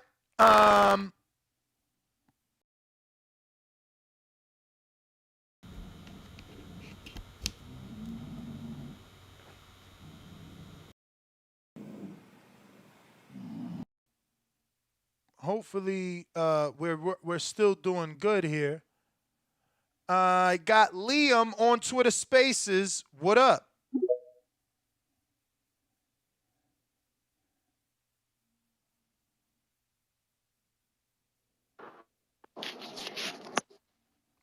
Hello? Yep. Well, real quick, that Texas commission wouldn't report the numbers because it was back end money. It wasn't guaranteed. But I wanted to say, right, the narrative keeps switching up by every caller. Is it Bud got the bag facing the tune-up? Can't blame him on that?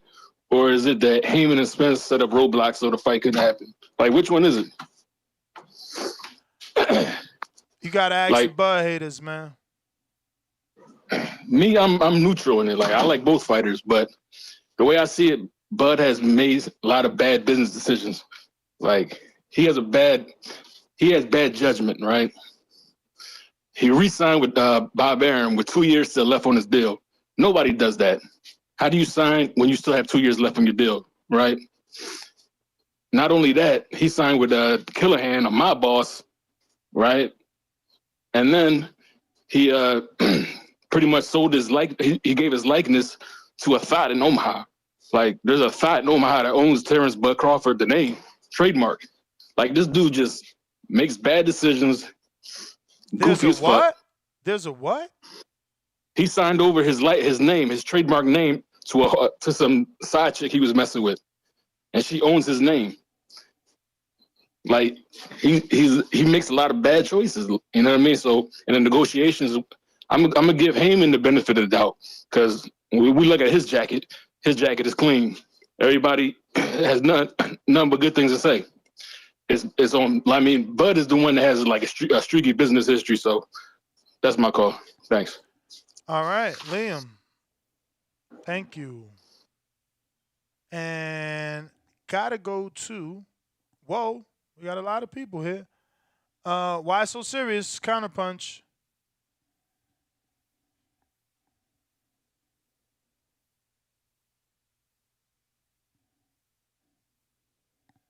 Why so serious?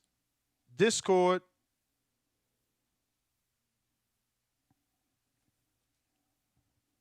All right. TBV's People's Champ.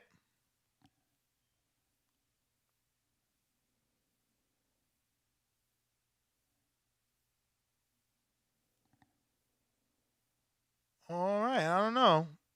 We not getting them. Let's try that one more time.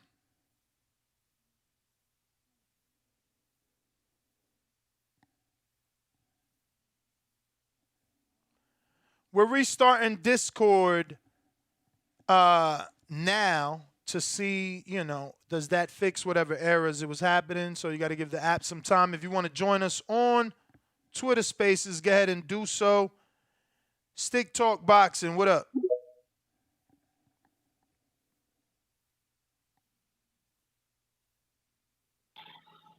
You. What up? What up? What up, Mr. Gibbs? How you doing, brother? Cannot complain.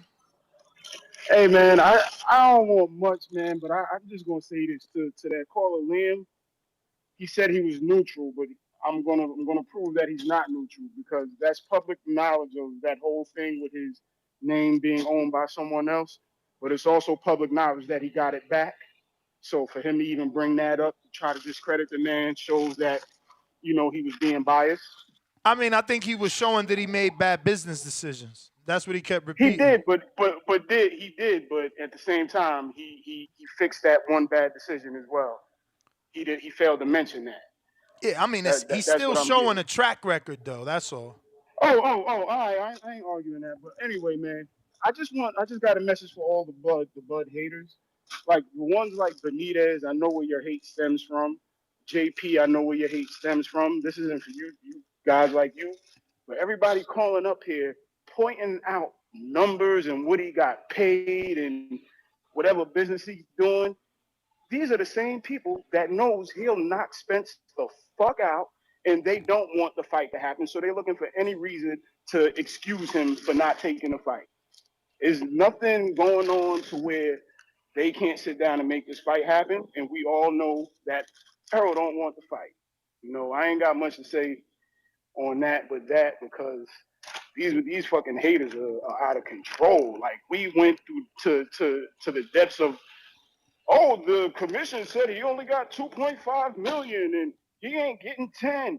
He ain't doing this. And all before the fight, what was it? It wasn't even BLK prime. It was BBL prime all before the fight. Like these Spence fans, they got a serious problem because this hate is not good. But man, anyway, that's my call, man. Get back to the boxing. Fuck all this money talk. Let's talk about these fights and how Errol going to get knocked out just the way Avanesyan did with a right hook from the southpaw side. I've been calling it for the longest. Have a good day, brother. I'm out. All right. Looks like we got Larry Smooth. Larry, didn't we have you already? Larry? Yo, Nuts, can you hear me this time? I hear you. We didn't have you on already? Nah, bro. I had tried to get on, but the shit wasn't working earlier. Cool. But shit, man. Shout out to you, man, holding this shit down solo. Appreciate the show. It's a great show today. Shout out to Bernie. Shout out to Coach Cal. Man. First and foremost, I just want to address C-Dub, man. This nigga calling every day talking that get down and lay down shit, man. Listen, Bud is not, he don't gotta get down and lay down for shit, my nigga. Like, what you want to end up like Earl without a fucking fight date? That man just went and secured a crazy bag, and this nigga still calling in hating, talking about he only got 2.5 million. He signed away his rights to a fucking hooker. Yo, you niggas is crazy, man. Like, nothing this man do is right, and that shit is tiring, man. That shit is really tiring. But what I really called in to say was, nigga Two-Tone the Superstar was talking wild crazy in the YouTube chat earlier. So I told that nigga put his money up. He said Ryan Garcia gonna knock Tank out in 7. He said he gonna bet me. You feel me? So I just came on to put that shit on wax. You know what I'm saying? And just to tell this nigga, yo, you don't gotta be the first one at what's his nigga name? At Ryan's Frank stand every day, my nigga. You feel me? You don't even know much about boxing. You be getting on this bitch saying anything. You know what I'm saying? But that's all I had to say. Shout out to you, man. Shout out to all the brothers at Back Call, man. I'm out of here. Y'all take it easy. Peace. Appreciate the call in. We got Jerron Wolf.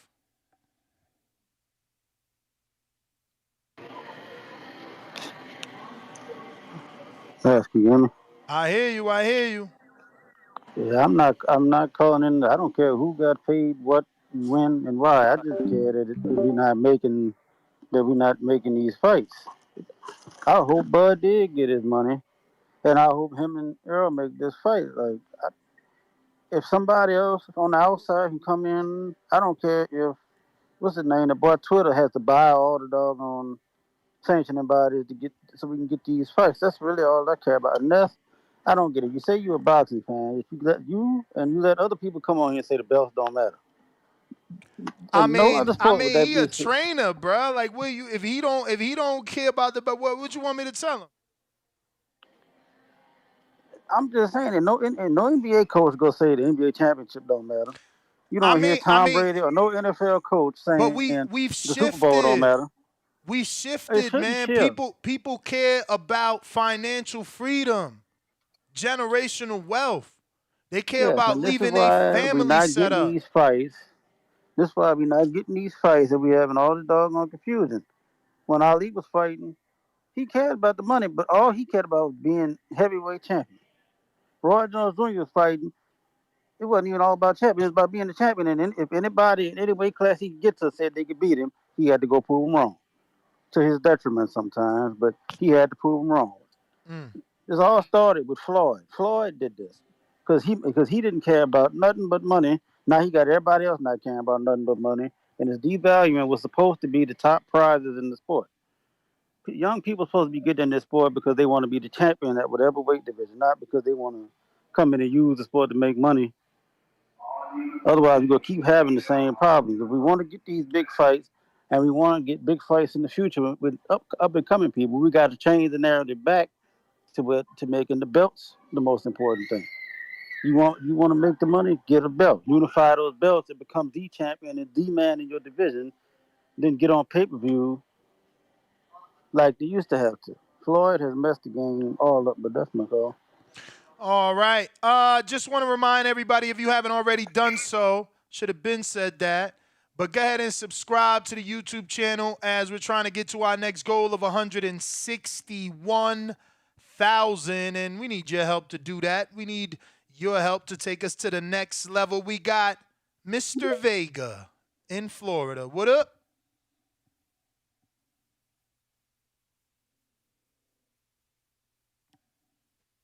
Vega. Oh, hello. Can you hear me? Yes, sir. All right.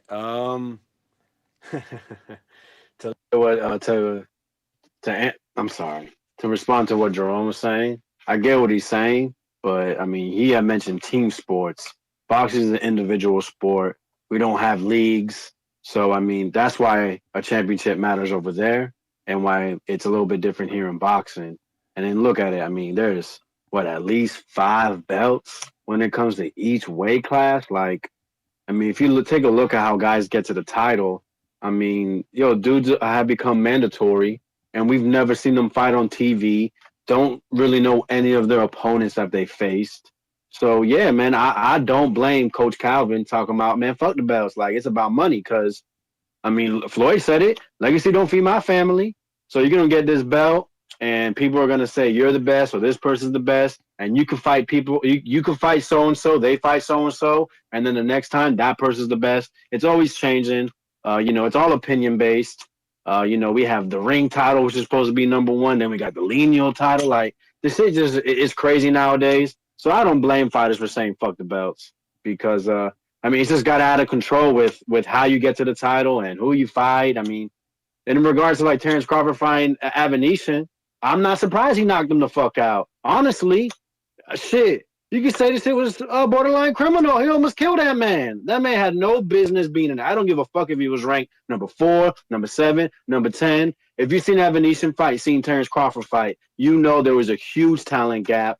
And I mean, how he knocked him down? He knocked him down like it was a damn bag of potatoes. What if that man would have got hurt? Especially with them beat up ass gloves. You can make jokes saying it was used. You can say that Terence Crawford's just got that goddamn of a sharpshooter that he done broke through his damn gloves. But yo, if that man would have got hurt, what would have been said? You know what I mean? Like, yo, just cut the bullshit, man. Just please, man, boxing. Just give us Terence Crawford versus Errol Spence. God damn it, man. There's money to be made in this game. Just make the matchup. The money will come, man. I guarantee you, 90% of the people back here are going to buy it. They want that fight. They want to do whatever it takes to get that fight. But I'm getting sick of the wait. And, man, shout out to Tank and Ryan. I had called for it after the negotiations that ended with Errol and Bud. I said, man, that's the fight I want to make. And those dudes got it happen. Whatever it took, they got it happen. So shout out to them. And I will be buying that pay-per-view, man. I'm done. Vega, thanks for calling in. We got Billion Garments.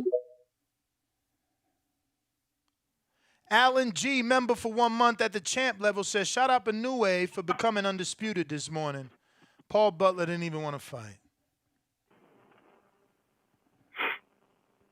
What up, Billion? Crazy. What's good, Nuts? How you doing, bro? Oh, Mr. Bradshaw.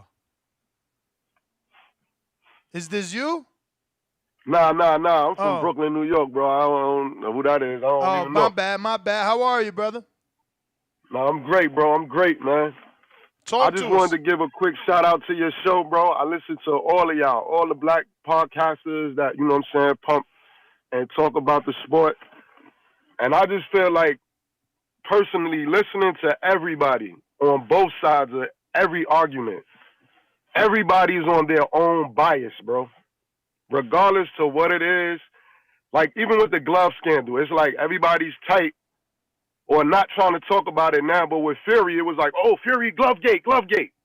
So it's like everybody has their own bias, whether it comes to the paycheck, whether it comes to the pocket watching, whether it comes to all these different things. Everybody's going to be biased towards who they like the most. They're not even looking at it straight down the middle. Like, it's everybody's going to do whatever they feel necessary that's going to be beneficial for them. So if you're a fan of Spence, then of course you're going to gear more towards your bias for Spence. Oh, Spence is this. Oh, Crawford is doing this. Oh, Crawford is doing that. And if you more of a fan of Crawford, then your bias is going to be towards Crawford. So everybody that's in the game talking, everybody's going to basically go to their bias. I just want to see a great fight like everybody else do. So everybody should really just, like one of your callers said earlier, keep it boxing. Why are the fans worrying about how much Crawford is getting paid, how much Spence is getting paid, whether they got a guarantee or not? None of us are sitting at these negotiation tables. So we don't know what's going on in that negotiation. Whether Crawford got $10 million or not, we don't know. He know because he was there. His bank account reflects that. Everybody else is just speculating on what they think happened or what it should have, could have happened. It's like, if you want to see the fight, talk about the fight. You want to talk about who you think will win the fight based off their skill set and what you see, then that's fine. But all the money talk and all that is like all these different things that people coming up with all these different scenarios and reasons and speculations. It's just that everybody is just doing exactly that, speculating, because none of them actually know. If you want to talk about the fight, talk about the fight. If not, leave everything else alone. We don't know what's going on in these men's personal life, business life. Like, we don't know what they're doing on a daily. Hell, half of these people that's calling in can't even manage their fucking money that they get from a paycheck right. But they want to call and tell you about somebody's guarantee and all this other stuff. It's crazy, bro. Well, I appreciate you using us to call in and get your frustrations out, brother. This is exactly what the platform was created for. Call in, express your frustrations, call in, and celebrate if you got the pick right. And, this is what we doing, man. We here, we talking. It might not be what everybody wants to hear, but it is everyone's opinion. Why so serious? What up? Testing. Can you hear me? I hear you. Do you hear me? Yes, I can hear you, Ness. What up? Okay, so first, let me say this. Info, you're absolutely right, and I apologize. I'm a boxing fan first. It's just a little frustrating with the business side, the back and forth, the contradictions from both parties, right? So you are absolutely right. And I take back what I said about the fans not deserving or not wanting to fight. I apologize for that because I'm a man of principles and values, and I can do that. Ness. So one thing I wanted to clear up. My comment wasn't even about Bud and the 10 million. I actually do believe he got what he said he got because he wouldn't lie about that. Mine was about Earl potentially fighting Keith and us assuming he would get 10 million for that fight, and why I felt like he should turn the fight down based off his morals of saying he would never fight Keith.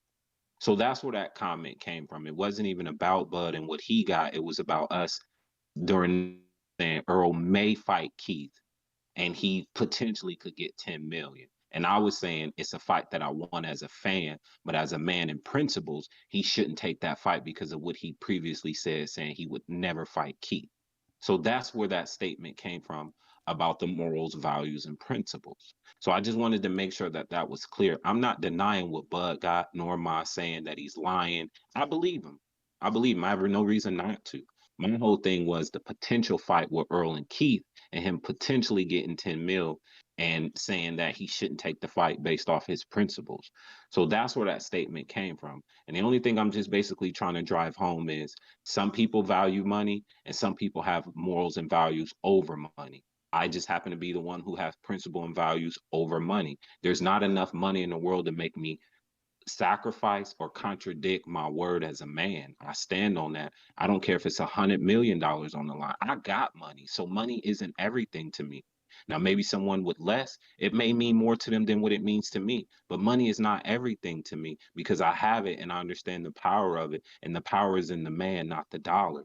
So for me, you can offer me $10 million and take it right back because the 10 million don't make me. And if you offering me 10, I'm gonna figure out another way for somebody else to offer me money. So that's where I'm coming from with the morals and values. I didn't mean to attack your character, but it just felt like you were saying money over everything too.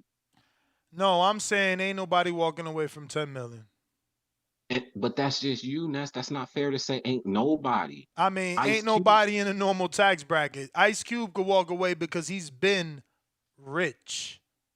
He's been a director. He's been a songwriter. Like, that was a poor analogy. My man's But been you, rich 5, 6, 7 times over. He manages but his son and put his son in two of the biggest movies of the he fucking did. last 5 years. Like, you kidding me, bro? He got like 1 million movies that he collects royalties, let alone music. Like, of course, that man could say no to 10 million. And the only reason why I brought him up is because you said nobody. I didn't know it was based on tax brackets. You Nobody said in nobody. boxing, bro. Nobody in boxing ain't turning down no fucking 10 million, bro. You know how many people's right now I could just name off top never made 10 million? Ever? I Ever. mean, I guess you're saying no fighter. I mean, Canelo would turn down 10 million. I think Wilder would turn down, but I guess it's No, Wilder would turn down 120 million. Canelo exactly would turn down 55 million. because of their values and morals and principles. No, because of what So they're much, receiving. Because of what they're receiving. These morals and principles you're talking about means nothing to them. It's what they're receiving already. They're in a certain tax bracket. You just don't want to get it. My no, I man, get it. I get what you're saying. I get what you're saying. I just don't believe anybody will do anything for money if you're in a lower tax bracket. Some people don't value money ain't the way nobody you see saying it. you want to word it that way so you can pick up stragglers to help you in your cause. But we're talking boxing. You keep trying Don't to do that. paint this narrow brush of the whole world. We're not talking the whole world. In boxing, fighters ain't turning down 10 million. Not for a fucking tune-up. The biggest tune-up we know was So Keith is Danny a and Rod tune-up. Salka, So and now we got a Keith is a bigger tune-up. one. Keith is a tune-up because you mixing my words. I'm not. This is not about How Bud. is It Keith? was about. How is Keith a tune-up? I'm asking you because that's what this is about. Earl potentially making 10 to fight Keith, and I'm saying he shouldn't fight Keith. That's where that statement came from. It had nothing to do with Bud. Bruh, it That's the don't point. matter. Listen, if you want to put Keith as a tune-up, it don't matter. When we talk about 10 million, nothing else matters except that them fighters ain't turning it down. I don't believe Keith is a tune-up, but I also And believe and that. neither do I. We I talking also about believe, Crawford making 10 million for a and tune-up. I believe he made 10 million. I believe he made 10 million. I just want to make sure that's very, very clear. I believe he got it. I believe him. I believe him. That statement was about Earl potentially fighting Keith. So whatever the case it may be at this point, I just don't believe, even if you're in the lower tax bracket as a fighter, that it's always about the money. Some guys are about legacy. Some Ask guys are about Chocolatito. value. Ask Chocolatito would he come back for 10 million versus a tune-up? Because he I'm never sure made he 10 would. million. I'm sure he Crawford, would. And Crawford, in all his time with Bob Arum, made 21 million. So you telling me you want him to stand on some moral high ground and not go make half of what you made in an entire career with Top Rank? I no, gotta what I'm go, saying man. I is, gotta go. We arguing in circles, bro. Like, I'm happy you feel that way.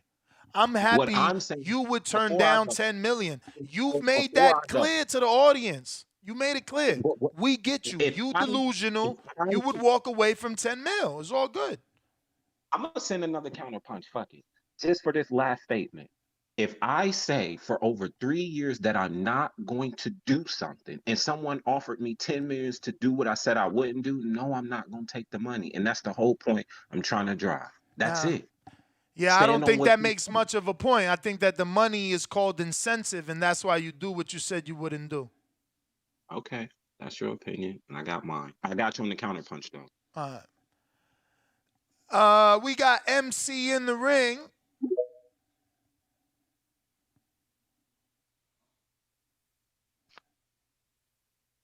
Hello on Twitter Spaces. Hi, how is my sound? You're straight. Awesome. Unfortunately I wasn't able to watch the Crawford fight live. We were at the Teofimo Lopez event, but I was able to watch it yesterday. Leave this man alone. He had an amazing performance. He was able to get a fight before the end of the year. Why are we worried about his pockets, like you're saying? So at the end of the day, he did what he did. He had a sold out crowd. The numbers are going to be coming out next. It's almost like they're just finding something to hate on. If we wanted to do that as a Crawford or a Bud fan, as a Crawford or a Spence fan, you're always going to have something to say about the other fighter. But at the end of the day, if the fight doesn't happen, I'm okay with that. Personally, I think there's already too much bad blood between them two. I see Bud possibly fighting Virgil Ortiz or the winner of Stanonius, since that fight is going to be happening soon. Golden Boy Promotion just got that bid for that fight. So I'm thinking that that's something that can happen next year. It's so much easier to do than go and fight Spence. So I hope that's the fight that we get, and just kind of leave them alone. I feel like no matter what Crawford does, some of those Spence fans are just never going to drop it. And that's pretty much my call. And of course, Inoue with that win today, he's amazing. I can't wait to see him fight in America. I'm really excited to go see him in person. So I hope that in 2023, we get to see him here. Thank you for calling in. We got Thank you. IOTBA, and this is exactly where I got that 10,000 ticket giveaway information from. What's up, Mr. Bradshaw? You got to unmute. What's up, Nish? Man, shout out to the boxing boy. Shout out to everybody on here from that 214 to across the pond. What's poppin', Nish? Chilling, man. I mean, you forced me to talk about your sources, man. I mean, I just never in my life heard of anything like that. 10,000 ticket giveaway. That's a bit excessive and extreme, in my opinion.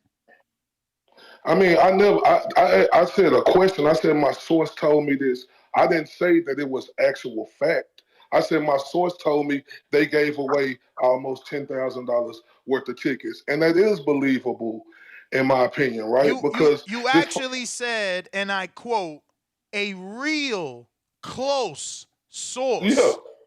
Yeah. So what that tells me and everyone reading it is that you trust this man. Because you said he's a real close source. Yeah, he was the same one before the news came out with Earl getting the 65% to 35%. When I said that, everybody told me I was a lie. When I said that nobody, the percentage and stuff, everybody told me I was a lie then. Now, let's get this straight, Miss. The sources ain't always 100% accurate, and you know that. So it's up to people to believe what they want to believe.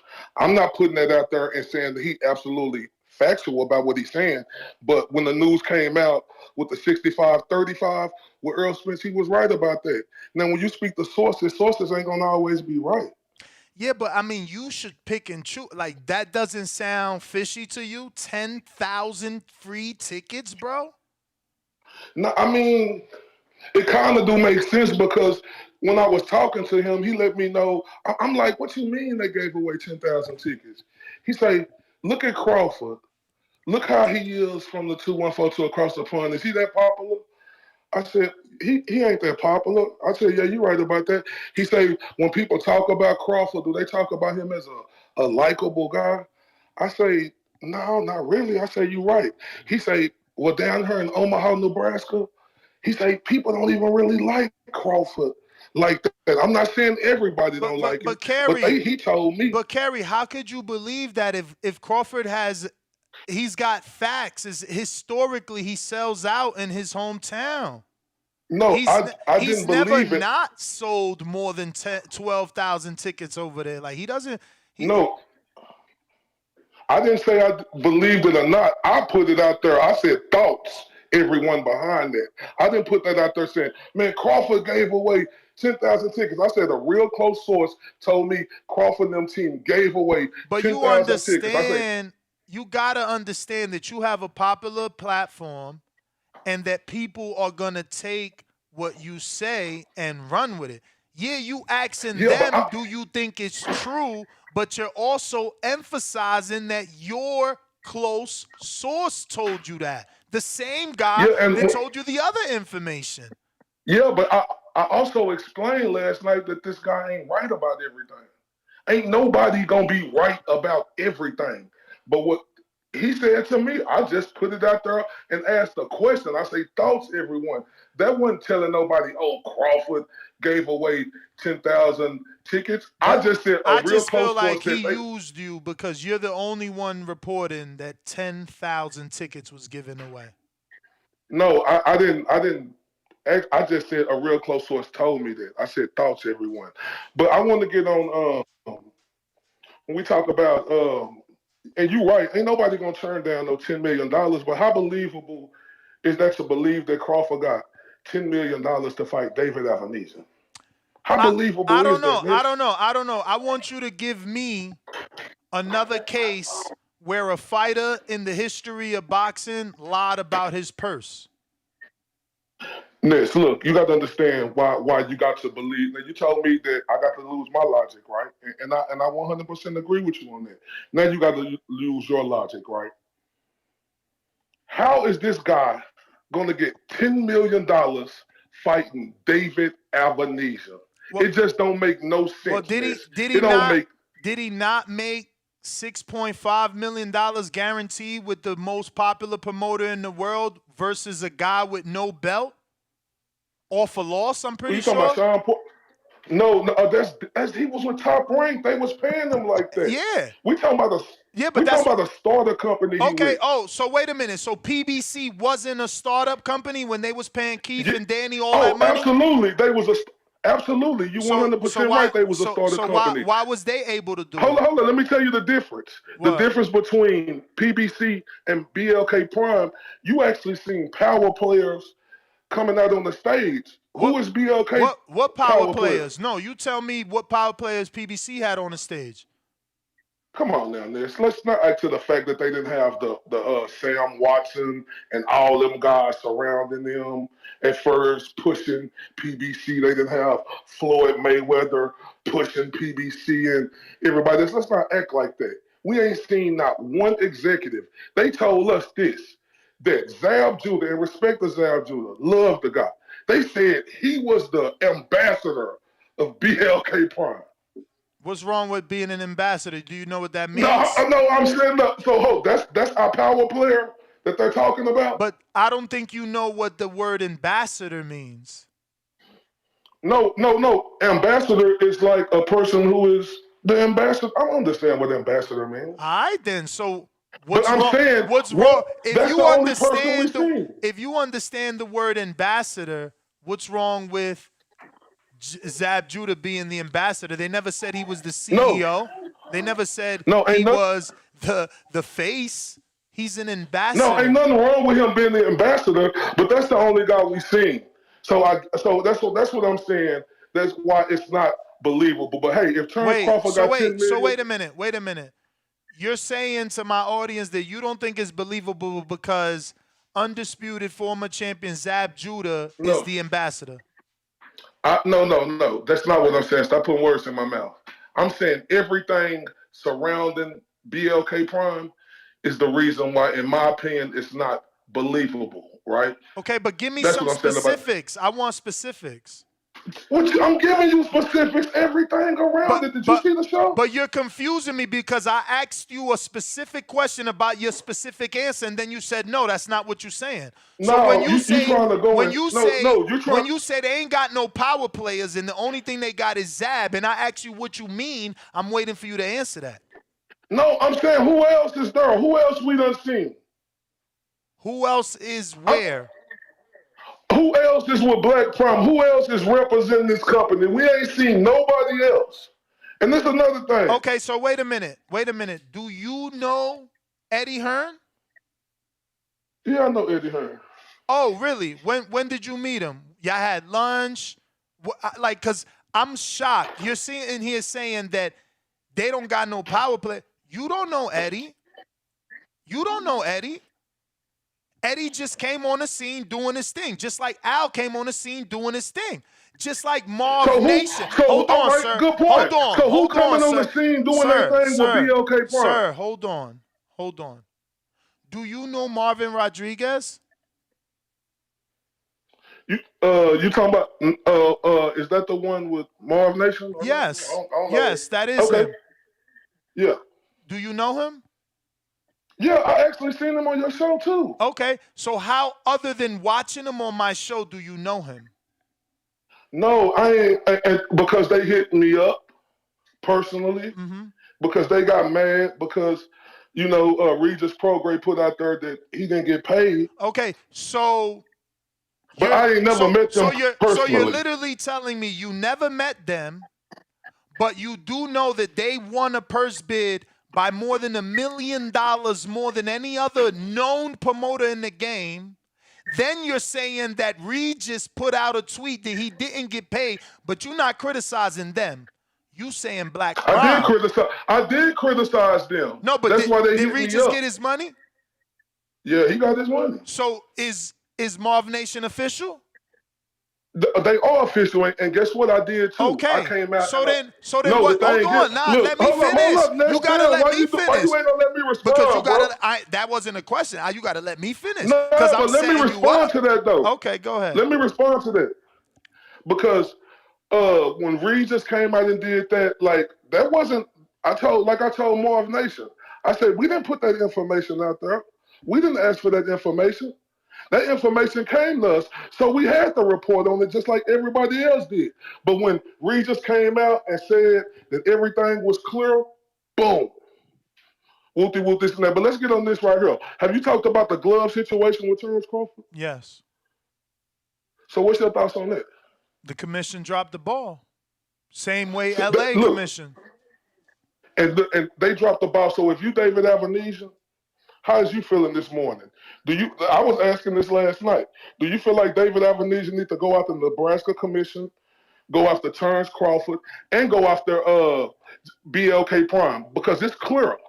The ref took him over there and said both of the gloves are busted, and they still let that fight go on. Yeah, but then that ain't what got happened nothing in to the do. 6th round? That don't got nothing to do with BLK Prime. For one, they got insurance for every event that they do, so they covered. For two, they hire a commission to oversee their event because they're not the athletic commission. They don't have any control over that.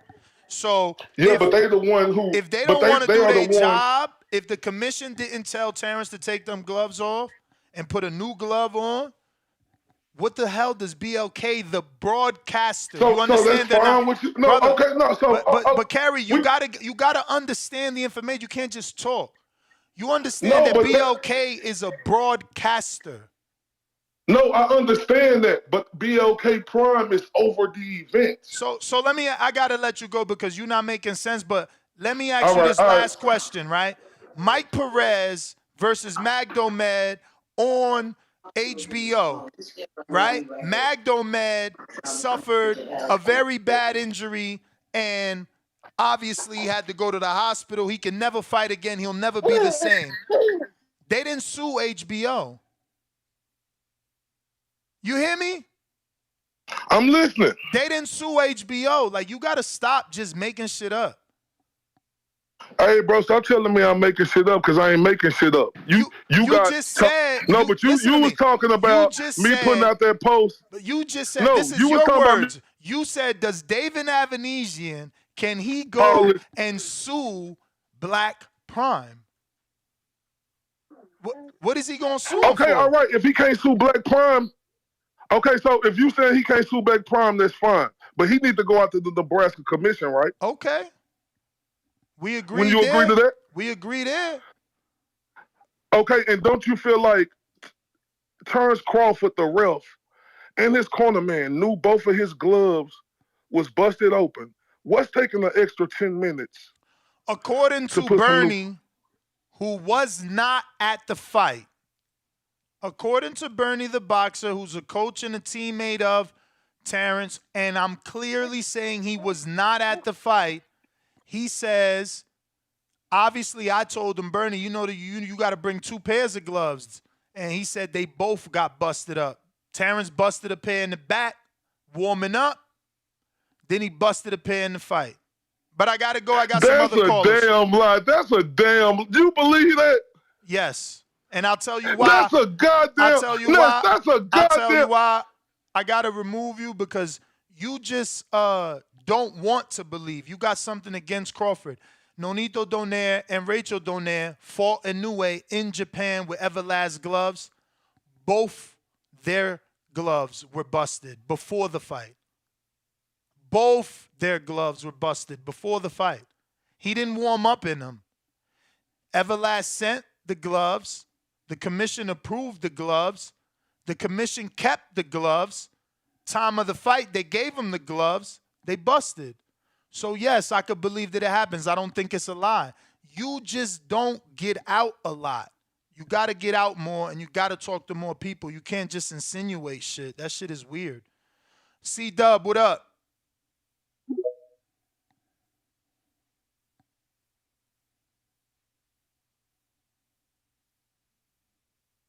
C-Dub, unmute.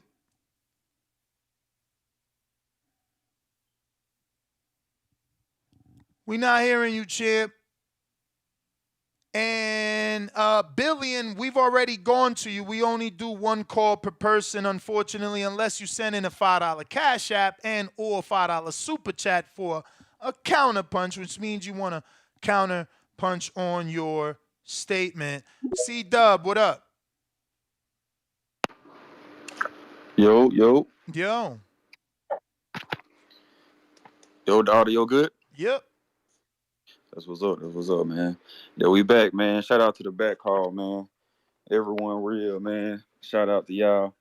You know, we get it in, man. Let's get to it, man, because it's just a lot of stuff being said. I just want to clear up some stuff, man. You know, for one, I want to fight. You know, no matter how much business shit I talk, competition-wise, I got error winning. You know, I mean, Bud is pound for pound number one, but when you're moving up in another weight class, it's a different beast. It's a different animal, and you're fighting one of the best that's in the weight class. So, and a big guy that's supposed to be moving up.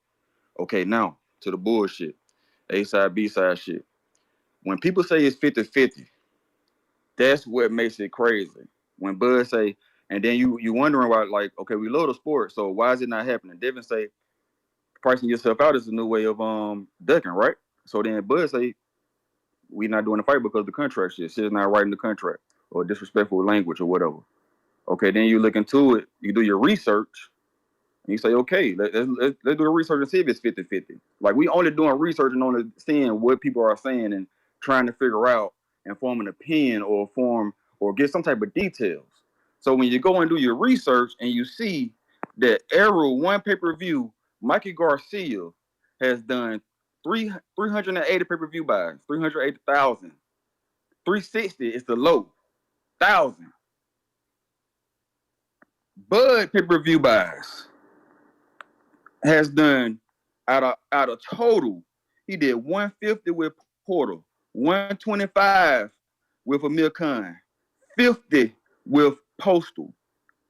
Out of all his pay-per-view buys, equal one Errol Spence buy pay-per-view. One. So it's not hating, it's not trolling. These are tangible numbers. I'm not pulling this shit out my ass. You know, we're not looking for Santa Claus at the North Pole. We're not doing that. We're looking at these tangible numbers and saying, okay, 70-30 should be okay. Like, what we doing here? What you 65-35 should be okay. What we doing here? So let's not talk about the numbers no more. Let's not talk. Is it because you like to hear yourself talk? Because I'm not understanding. Like, if Crawford has already accepted the zero guarantee, his team is on this show saying that they understand that the B-side. What the fuck are you talking about, man? We don't know where. Okay, they go back and forth. They say they accepted everything, but it's some things they didn't accept. What are those some things? Who said that, bro? The fight is not happening. Brother, the fight ain't happening because they gave him a date for the next year when that's not what was talked about. I gotta go, man. I can't keep dealing with y'all weirdos, man. Fuck is wrong with y'all? Just make shit up. Motherfucker, he accepted everything. Zero guarantee. Okay?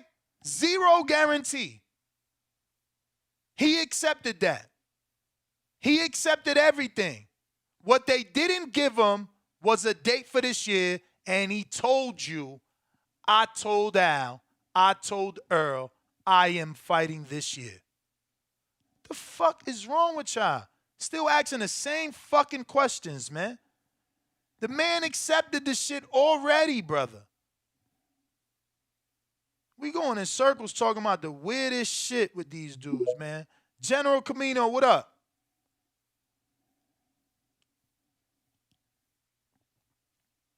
Motherfuckers just make shit up. That shit, I mean, I swear, is Earl gonna send you a shirt?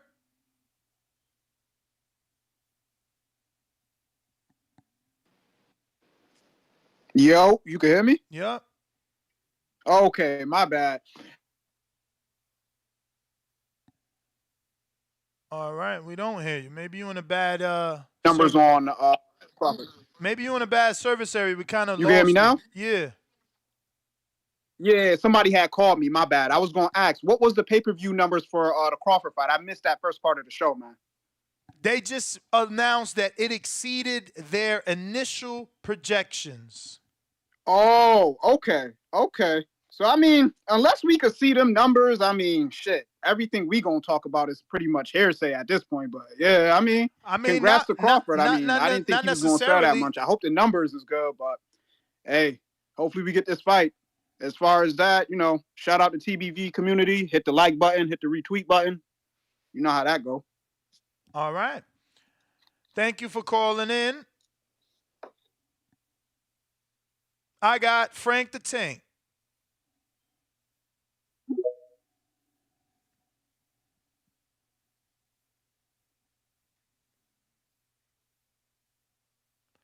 Frank the Tank. If you're watching this on YouTube, don't forget to hit that thumbs up. Trying to get to that next goal of 161,000. Frank, going once. We don't hear you. You need more people. People's Champ Discord. Yo, Ness, what's going on, brother? Can you hear me? Perfect. Yeah, this Discord be acting crazy, man. But we good now. That's what's up. Great show as always. I don't know why you gave the IOTBA or whatever that fat mushmouth country non-speaking bastard name was a 15-minute call to spew that garbage. But don't do that ever again, man. Dude was just talking because he got lips.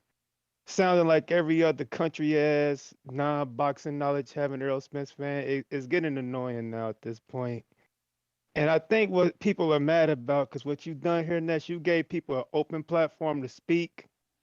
So people just want to sound smarter than they really are. So they get on here trying to sound smart, not really knowing what the fuck they talk about just because you allow it.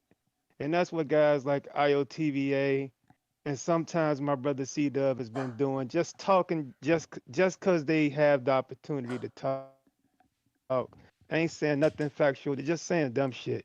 You got one guy on here talking about I investigated the guys behind BLK Prime. What type of police shit are we doing now? Where we investigating people's backgrounds and all? Is that what we've come to now? We doing detective? It's weird, man. I got news for you, Elohim James and all you investigators, top flight security ass niggas. You look at the history of boxing, you're gonna have some seedy characters involved. Yo, These guys ain't fucking Don choir King boys. go to jail for murder? Yeah, Don King went to jail for murder. You talking about Daniel Canahan is a mob boss. Jay Prince has a fucking past.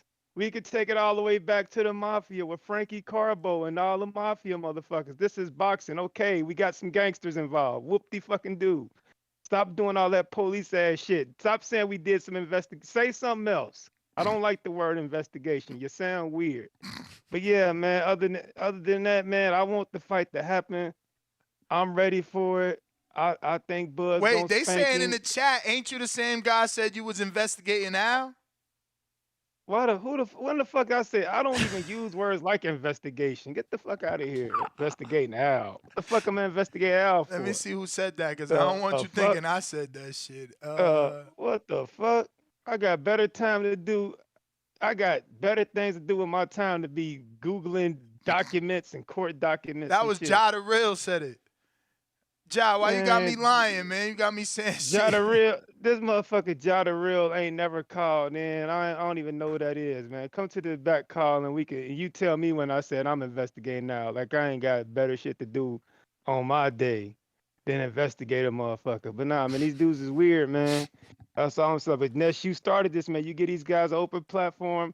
They're mad because Bud has the balls to do what they said he wouldn't do. When he left Top Rank, they thought he was gonna run to Al Heyman and PBC on his hands and knees, saying, "Give me whatever you gonna give me. I'll box for food."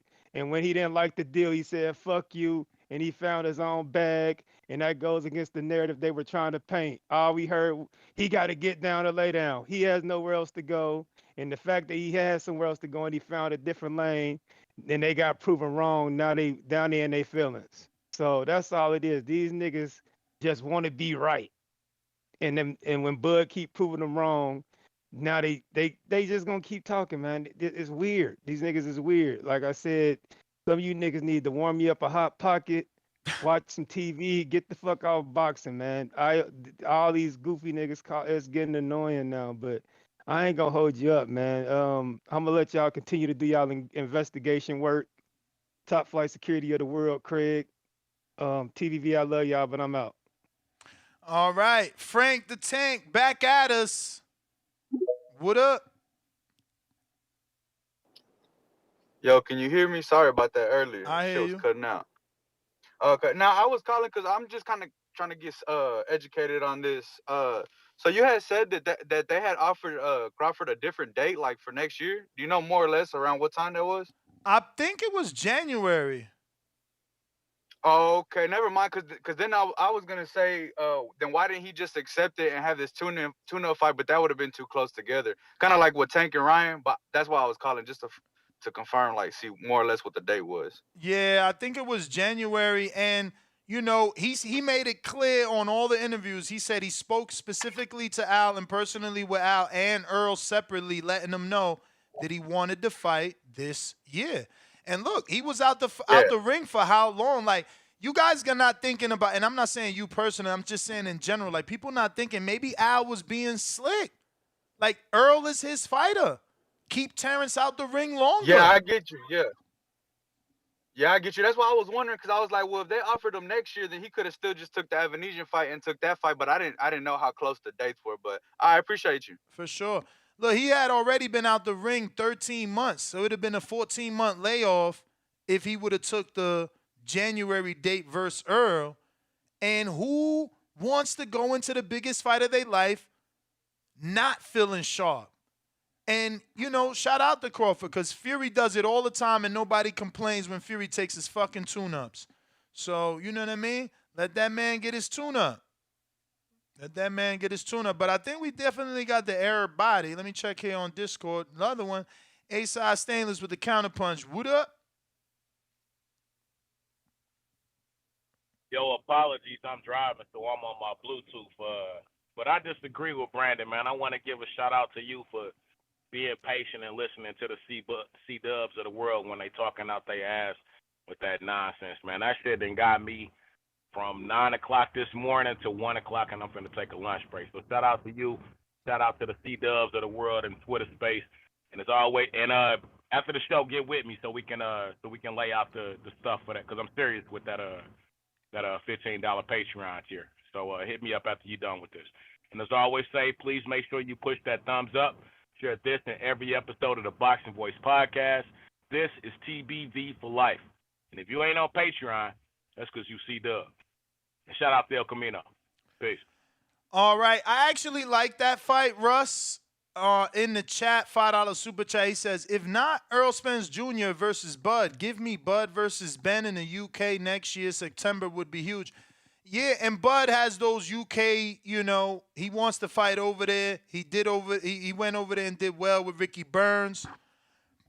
He could give Conor Ben a shot at the belt after his falling from grace, testing positive.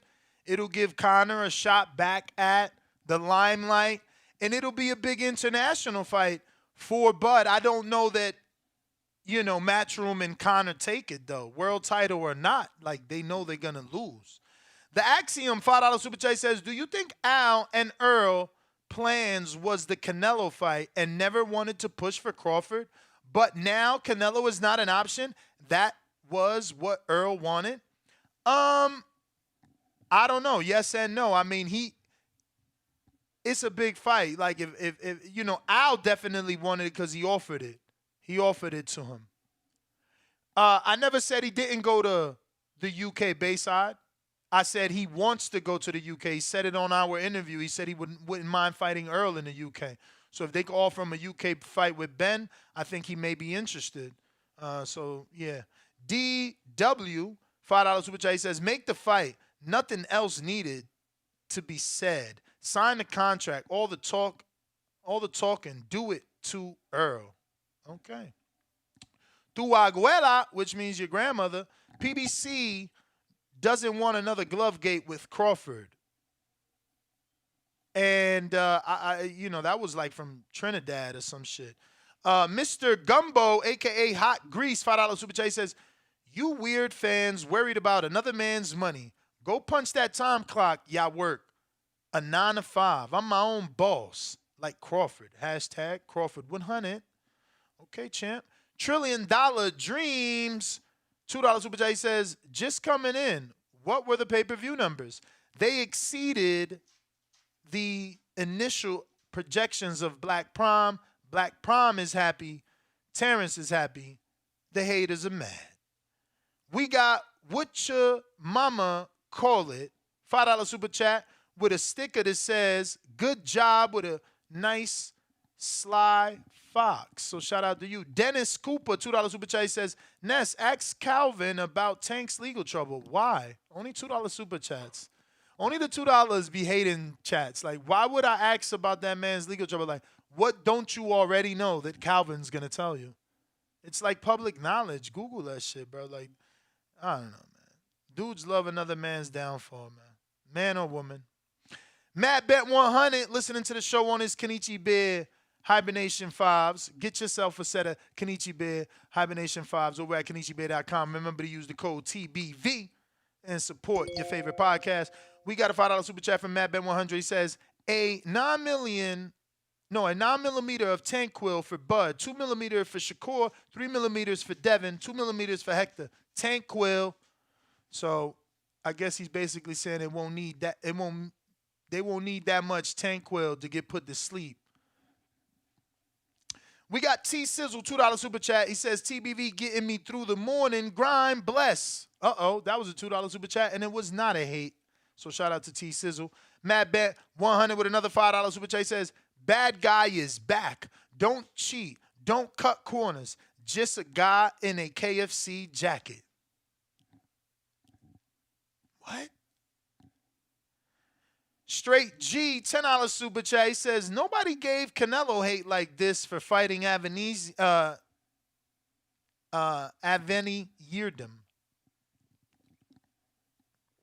And he made $17.5 million for that fight, I'm pretty sure. They didn't question was that real.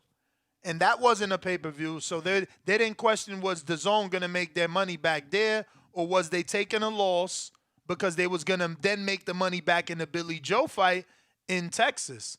No one says any of that. Canelo can do what he want. He can make as much as he want. The companies that pay him can lose. No one cares. It's only when it's Crawford, parece. Al says, 199. What's the number? Okay, so another $2 super chat that wasn't a hate. The number is 14255695241. And that looks like we got to everybody. We're going to do a final refresh of the super chats. We're going to go down the line. Boxing 55 says, look at Crawford's busted gloves. $5 Cash App. Shout out to you. And Anthony with the $25 super chat says, shout out to Ness and Danny. Well, shout out to you. Appreciate you. For sure. We got a request on Twitter Spaces. DJ, what up?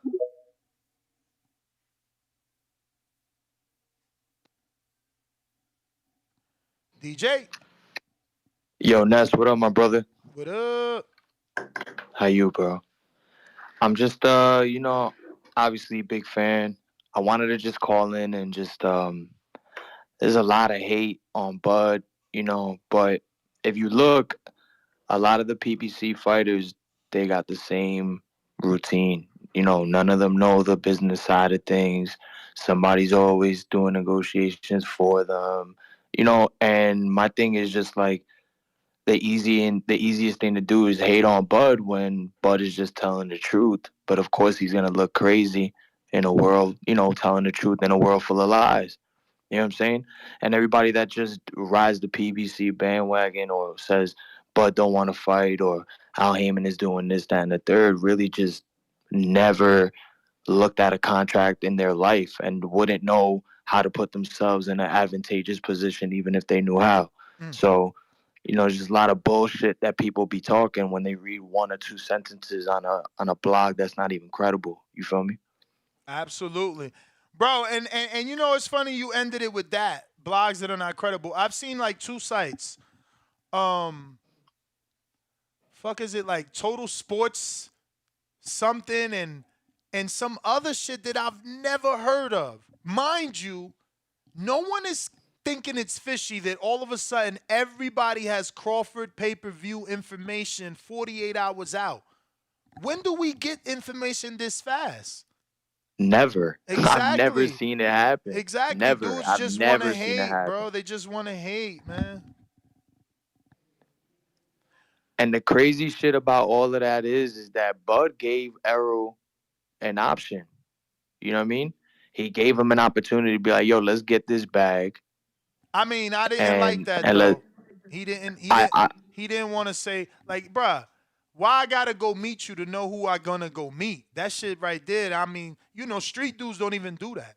Yo, come meet my man. Come meet my man. Who's your man? Nah. I tell you when we get there. Yeah, that's wild.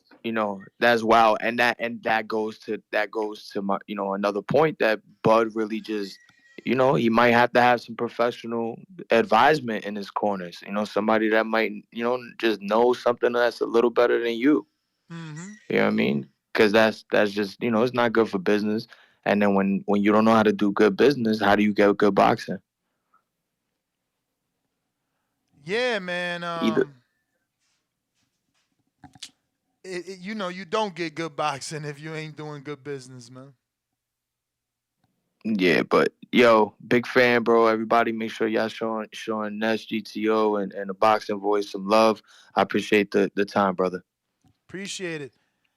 Thank you for calling in. That looks like we got the everybody. Shout out to everybody on Twitter Spaces. I see we got about 15 retweets. Definitely have more people listening than that, but that's all right. I'll take it. We do appreciate everybody rocking out. We will be back in 2 hours from the Blue Wire studio, straight out of the Wynn Casino. I need you to call in. I don't want to lose my studio. I didn't move all the way from Las Vegas to fail. The number to call is 1425. All the way from Florida, Vegas to fail. 1425-569-5241 is the number to call this afternoon in 2 hours. Voice your opinion yet again. We're going to be talking over there. We're going to be talking specifically the Stanionis versus Virgil Ortiz purse bid. The fact that Golden Boy won. What does this mean? Do we get this fight? So many things to talk about. 12 o'clock. Smash that thumbs up. Peace.